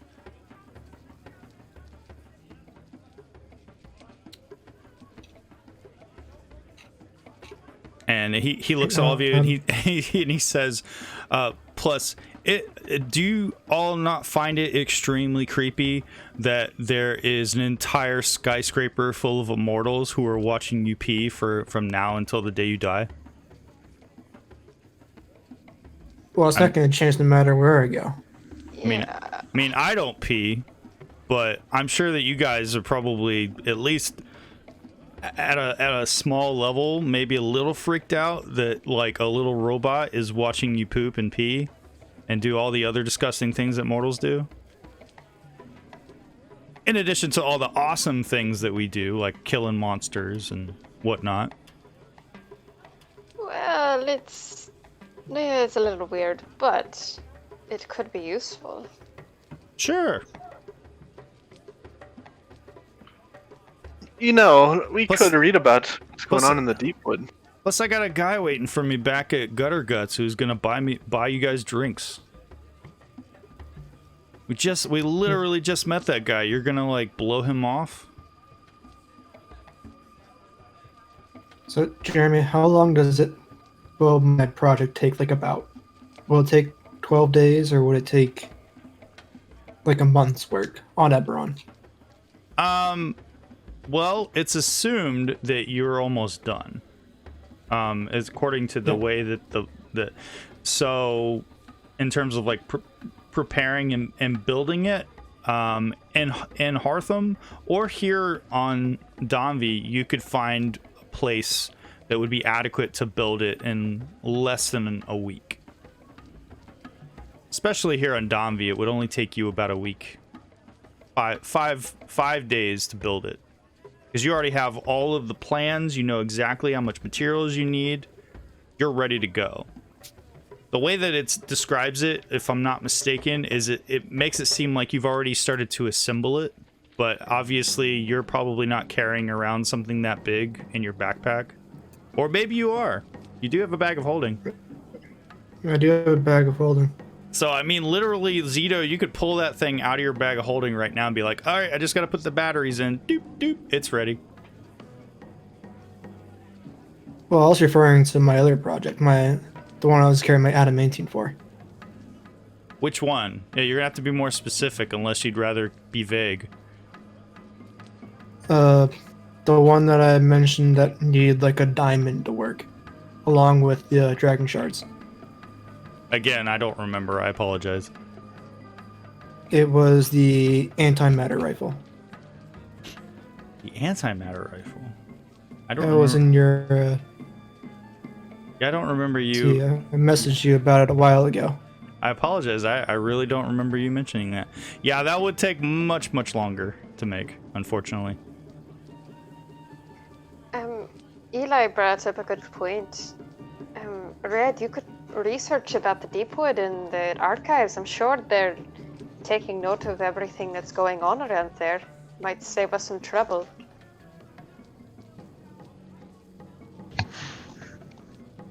This one hates books. I Like can this help one. you. This one would do it with your help. Deal.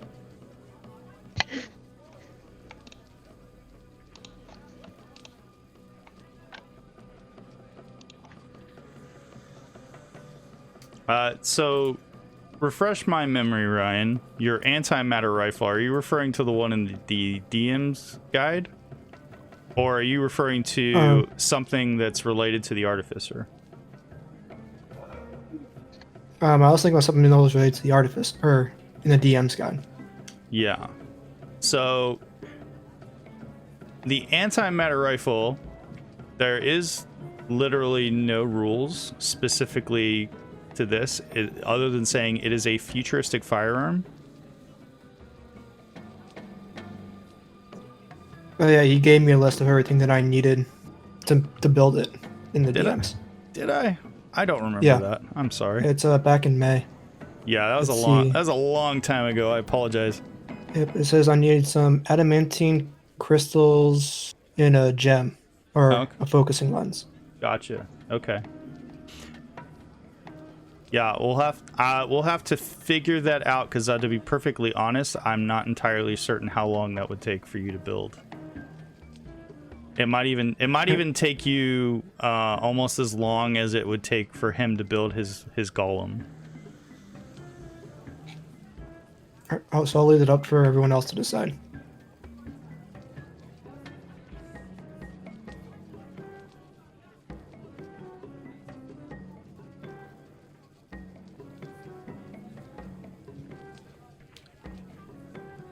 Well, if Eli and Zito, you have projects that will take 120 days.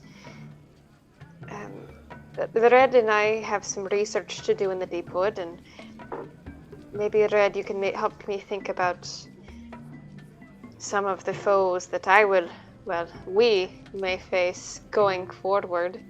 If we finish our research, we can head back early and just wait the 12 days in Eberron.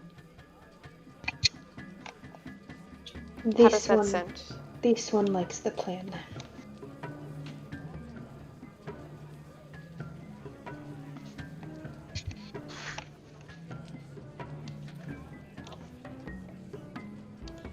We will be safer here. That's true. So yeah, we'll go research, me and Laethana, and read books. So, to my understanding, Laethana and Red want to petition to have access to the archive. Yeah. Yep. Derek, you can't do two things at once. Oh no! Like go back really quick. Go back really quick. Where you want to go back to Hartham? Yeah, and have something made. While I do this, if it'll take, I don't know how long it'll take. Well, I you're guess gonna 12 days. have to send your friends to go do it for you, or you're gonna have to go back. Well, if I have a teleport, I can teleport twice a day. So I can go there and come back, and it won't take that long, like an hour. Are you going with your friends? If they want to come. Otherwise, you are basically stranding them on Donvi. I'll tell them that If something goes bad, you're stranding them on this plane of existence. I'll tell them I just need to go back for an hour to have something made for the magic artificer there. But remember, an hour is going to be like a week here. It's gonna be like a week there. Well, you guys can come if you want.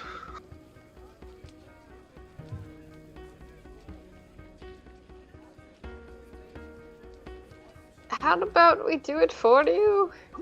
Oh, okay. So I need an item, and it kind of explains how big and long it is,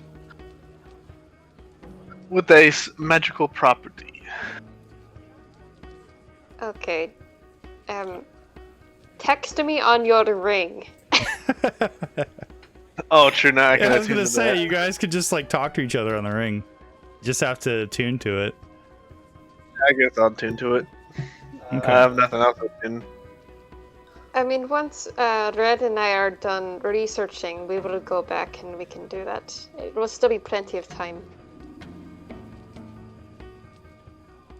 I just don't know how long it'll take in actually Hartham, how many days versus, For what are you trying to make?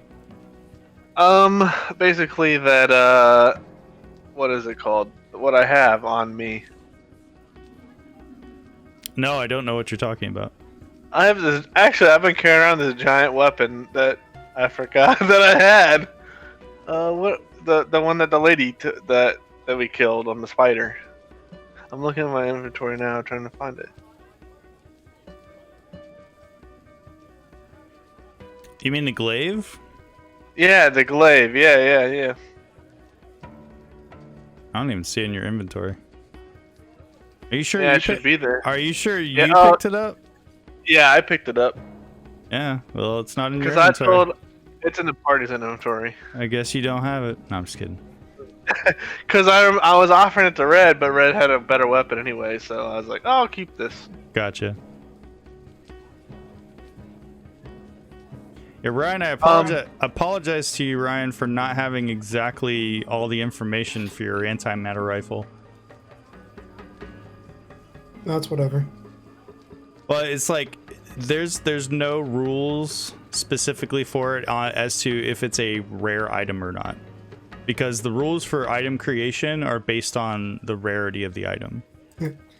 Assuming based on what it can do, I'm assuming that it'll be at least a rare or very rare item. Yeah. Considering how much damage it does, it would probably be a very rare item. Because I think it does, what, like 6d8 damage? I think. I don't have it off the top of my head. Yeah, it's basically it's a freaking cannon. Yeah. The deal was that its ammunition would be like the dragon shards that Zito just picked up.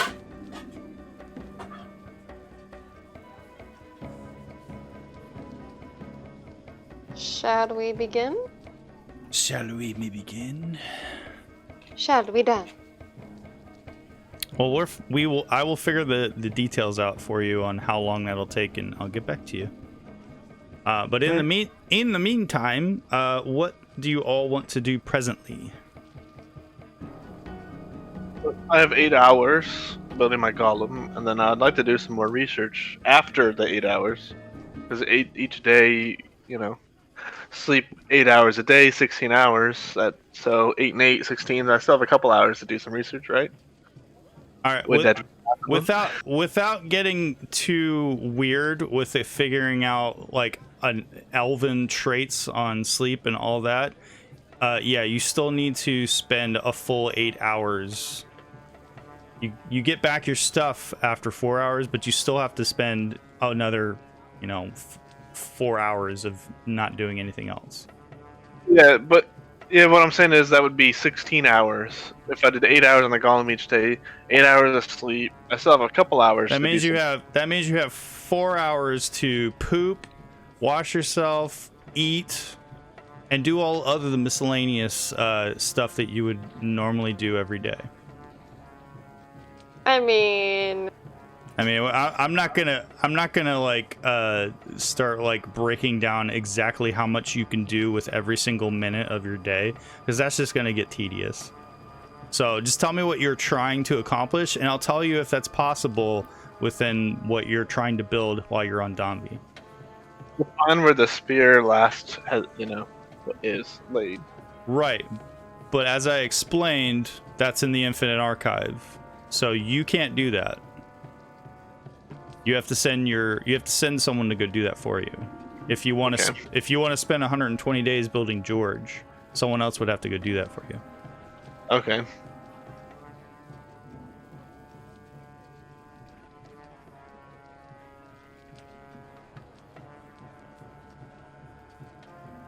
So my question to you all is, what would you like to do presently? So, because right now, time is loosey-goosey. You guys basically are just wandering the halls. It's kind of like wandering the streets of New York City right now. There's people people are milling about you. All manner of creatures from Donvi are milling about. You can see what looks like a human-sized ant wearing a helmet and carrying a trident, who is marching behind another creature, just marching in tune. In fact, it seems like everyone in this place, and even yourselves, you're finding that as you are all moving, you are all moving at the same pace and speed as everything else that's moving through this place. It's like a rhythm that you're all in tune with.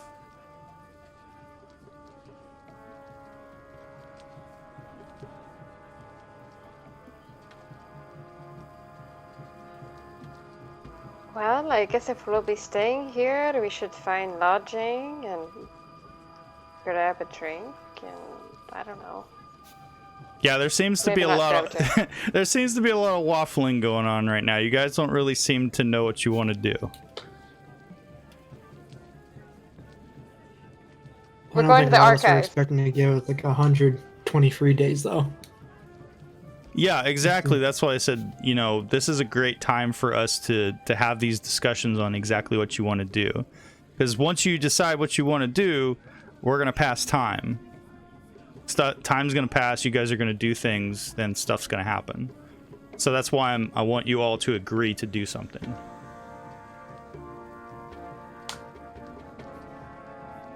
Eli wants to find a room in a workshop. Well, Eli, that'll be part of your 120 days. You're going to go find a place to begin your task. If that's what you want to do immediately right now, instead of finding a tavern on Donvi with your companions. Because now Laethana wants to go get a drink. No, Laethana takes that back. She'll drink and study. Okay. You know, casual drinking. Casual drinking. Just a light beer. Just a light beer.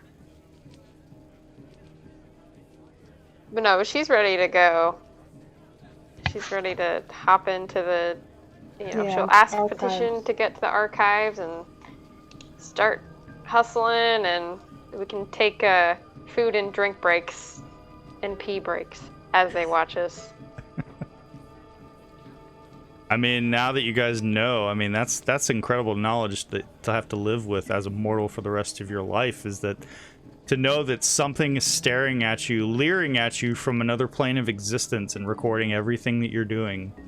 Every second, every minute, every hour of the day. They watch you when you sleep.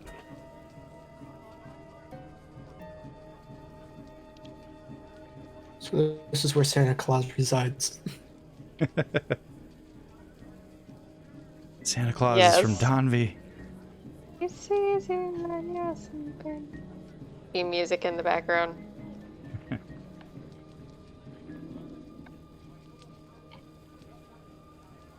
Well, we all decide what we want to do. That's what I'm waiting on. I'm waiting on a group decision. Red, are you good with that? Yeah. Here, I think that's everyone. Okay. So, presently, Eli is doing what? Finding a place to build George.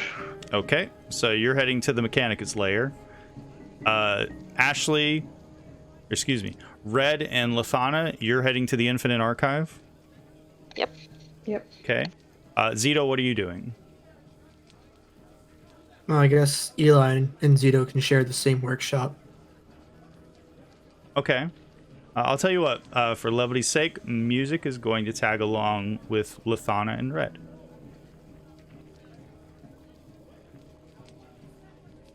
So you all plan out accordingly what you're going to do.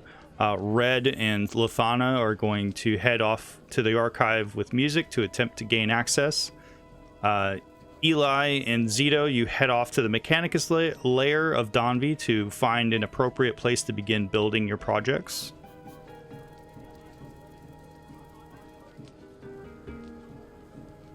So, long and plodding adventure, passing through the different zones. Donvi is an enormous expanse. Think the planet Coruscant from Star Wars. Copyright, trademark, Disney.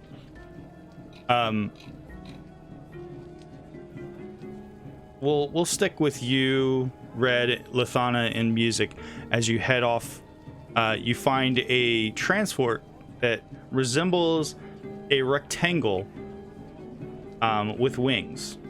Like, it literally looks like a rectangle with wings and tiny little feet, like a centipede. And it has a face. And it stops, and it, as you head to the edge of the layer that you're currently on, in the distance you can see a massive row of what looks like giant bookshelves that stretch off in the distance as far as your eye can see. And you summon a transport to get over to it. This transport is called Titus, and Titus takes you over. And after flying for what seems like forever, you touch down onto a massive platform where more of these rectangular shaped creatures with mechanical wings are dropping off various subjects and individuals. They're milling about. You can see more of the large mechanical creatures with the giant fixed eyes at the center of their torso where a head should be, that are milling about and walking up and down. As you head towards these gargantuan buildings, you can see now that they are honeycombed from the base all the way up as far as you can see. And you can see flying mechanical creatures, some shaped like squares and cubes, some shaped like orbs, others shaped like starfish. Some are skittering and walking up and down the outside of this edifice, and some are disappearing into the honeycomb holes within these structures. And as you approach, you can see two of these large construct creatures with the giant eyes that fix on the trio of you as you approach this gateway. And there is a hovering creature that seems to be wearing just a simple cloak. There's no legs or feet. It's just light that seems to emit from the bottom of it. The light can be seen in this flowing cloak coming out from where a torso should be and coming out from the neck. And you can see a floating mask, just a solid shape of a face with eye holes. It looks like just a simple mask. And the mouth doesn't move, but as soon as you approach, it looks to each of you, to you, Red, to you, Laethana, and to Music. And it says, "Welcome to the archive. Please state your business."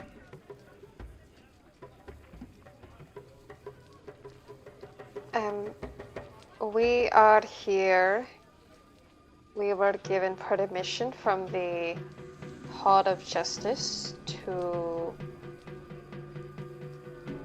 explore and research within the archive on behalf of...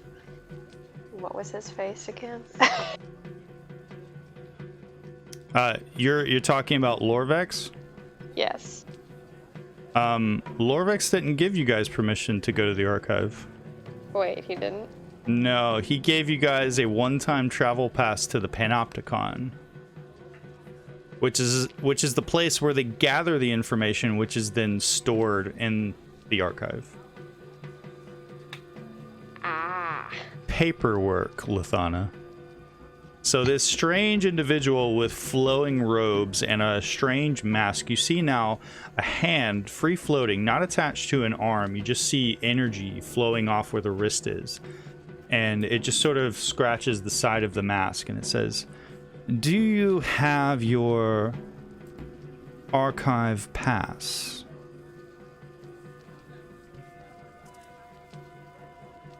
Just a moment. I left it. I think I left it back here. Just give me a moment. Very well.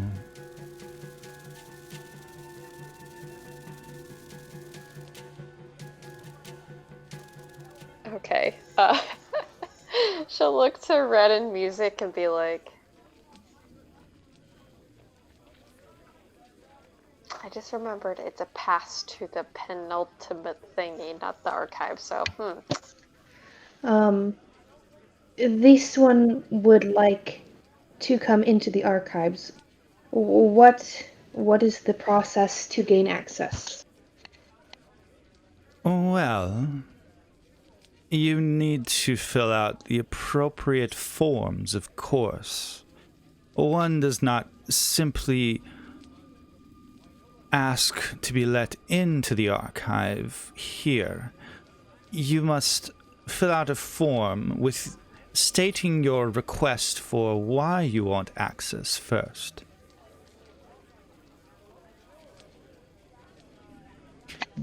But first, you must choose a researcher for your request.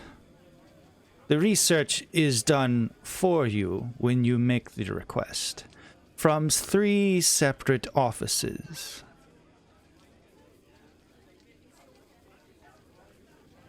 Okay.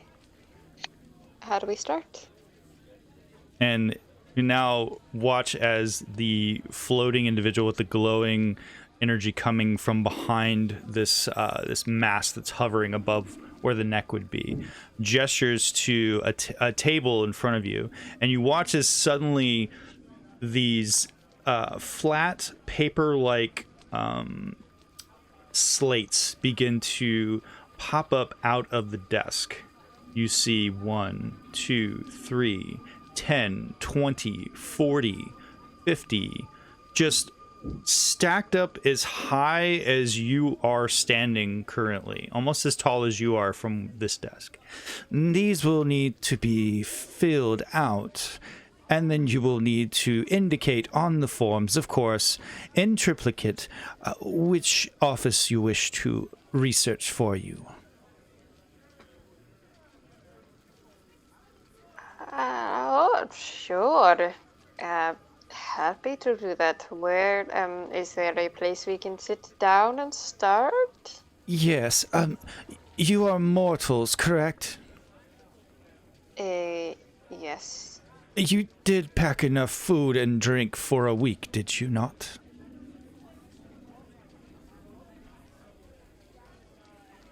Crickets.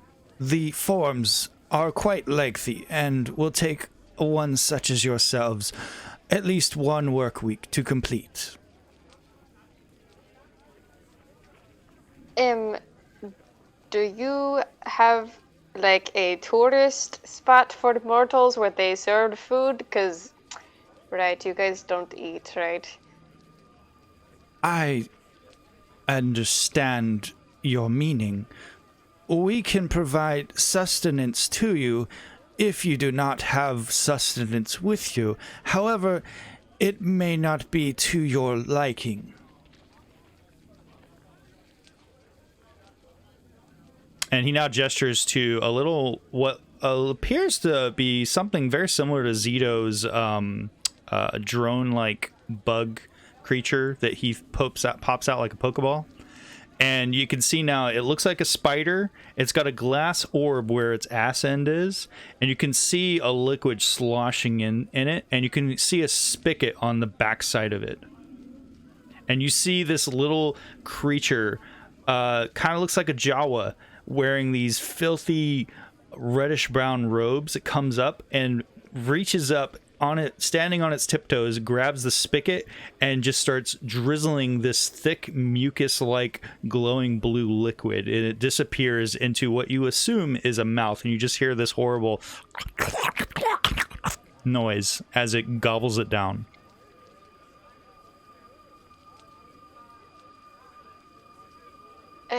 Is there anywhere else in the city that's a tourist spot, that has like, like a little almirage on a stick?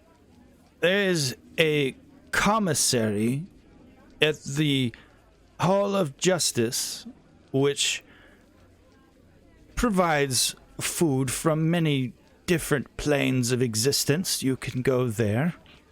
However, you will not be able to bring the forms with you. In order to ratify and ensure that they are not being copied and that there is no funny business, you cannot take them from this place.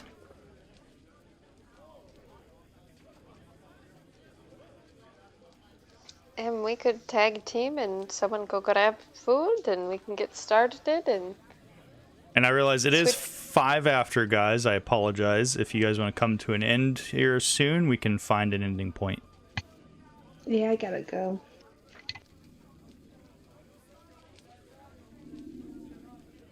Yeah, we can end here. Okay. So as you are figuring out the particulars of how you're going to fill out these forms for the next week, and also find the means of keeping your energy up and not starving to death, these strange mechanical creatures wafting in and out of the seemingly endless rows of skyscraper-like constructions, these honeycomb layers, creatures wafting in and out this strange place called Donby. That is where we will come to an end for tonight. Well,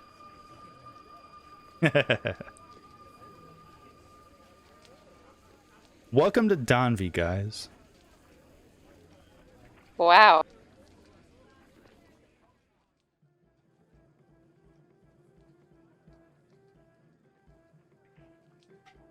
So how's everybody doing? You guys got some magic items.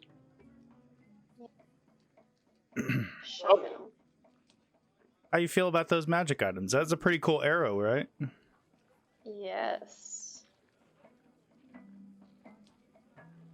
I mean, it would suck if you fired and hit a natural 1 when you fired it, but... Maybe I can do something that I can prevent that. Well, I mean, you do have, right now at least, you have, inspiration, so... Yep. I will hold on to that. Hold on to that inspiration for as long as you can. Yes. But if she misses, can't she just get it back? Because it's after it does damage, right? Not after the attack.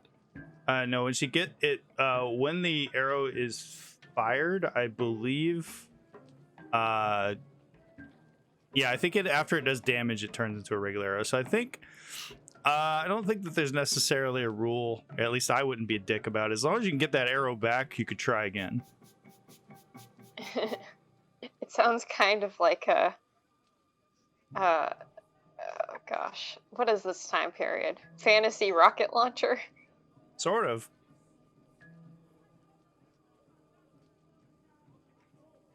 Kaboom.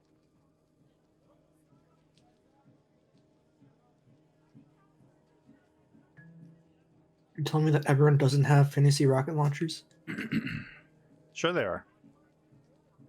Ask Eli. He knows all about them. yes, very much. What do you think he's having installed on the airship? A big boom gun. Big boom guns.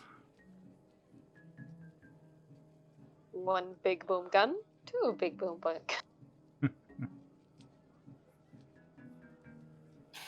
Oh, Eli, what's this about your daddy?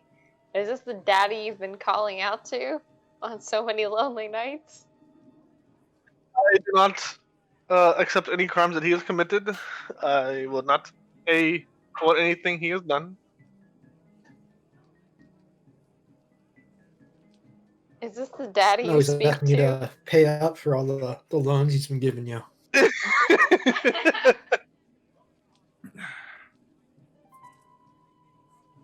Where are all those magic items coming from, Derek? Someone is magical. Your magic... I am nation. Your magic shard. As you whisper, Daddy had like a magic item into it. How many times while you're on the boat? I've slowed it down since then. I know. You definitely have. Purpose, because I know it's good. I'm getting close to where I'm gonna roll something bad.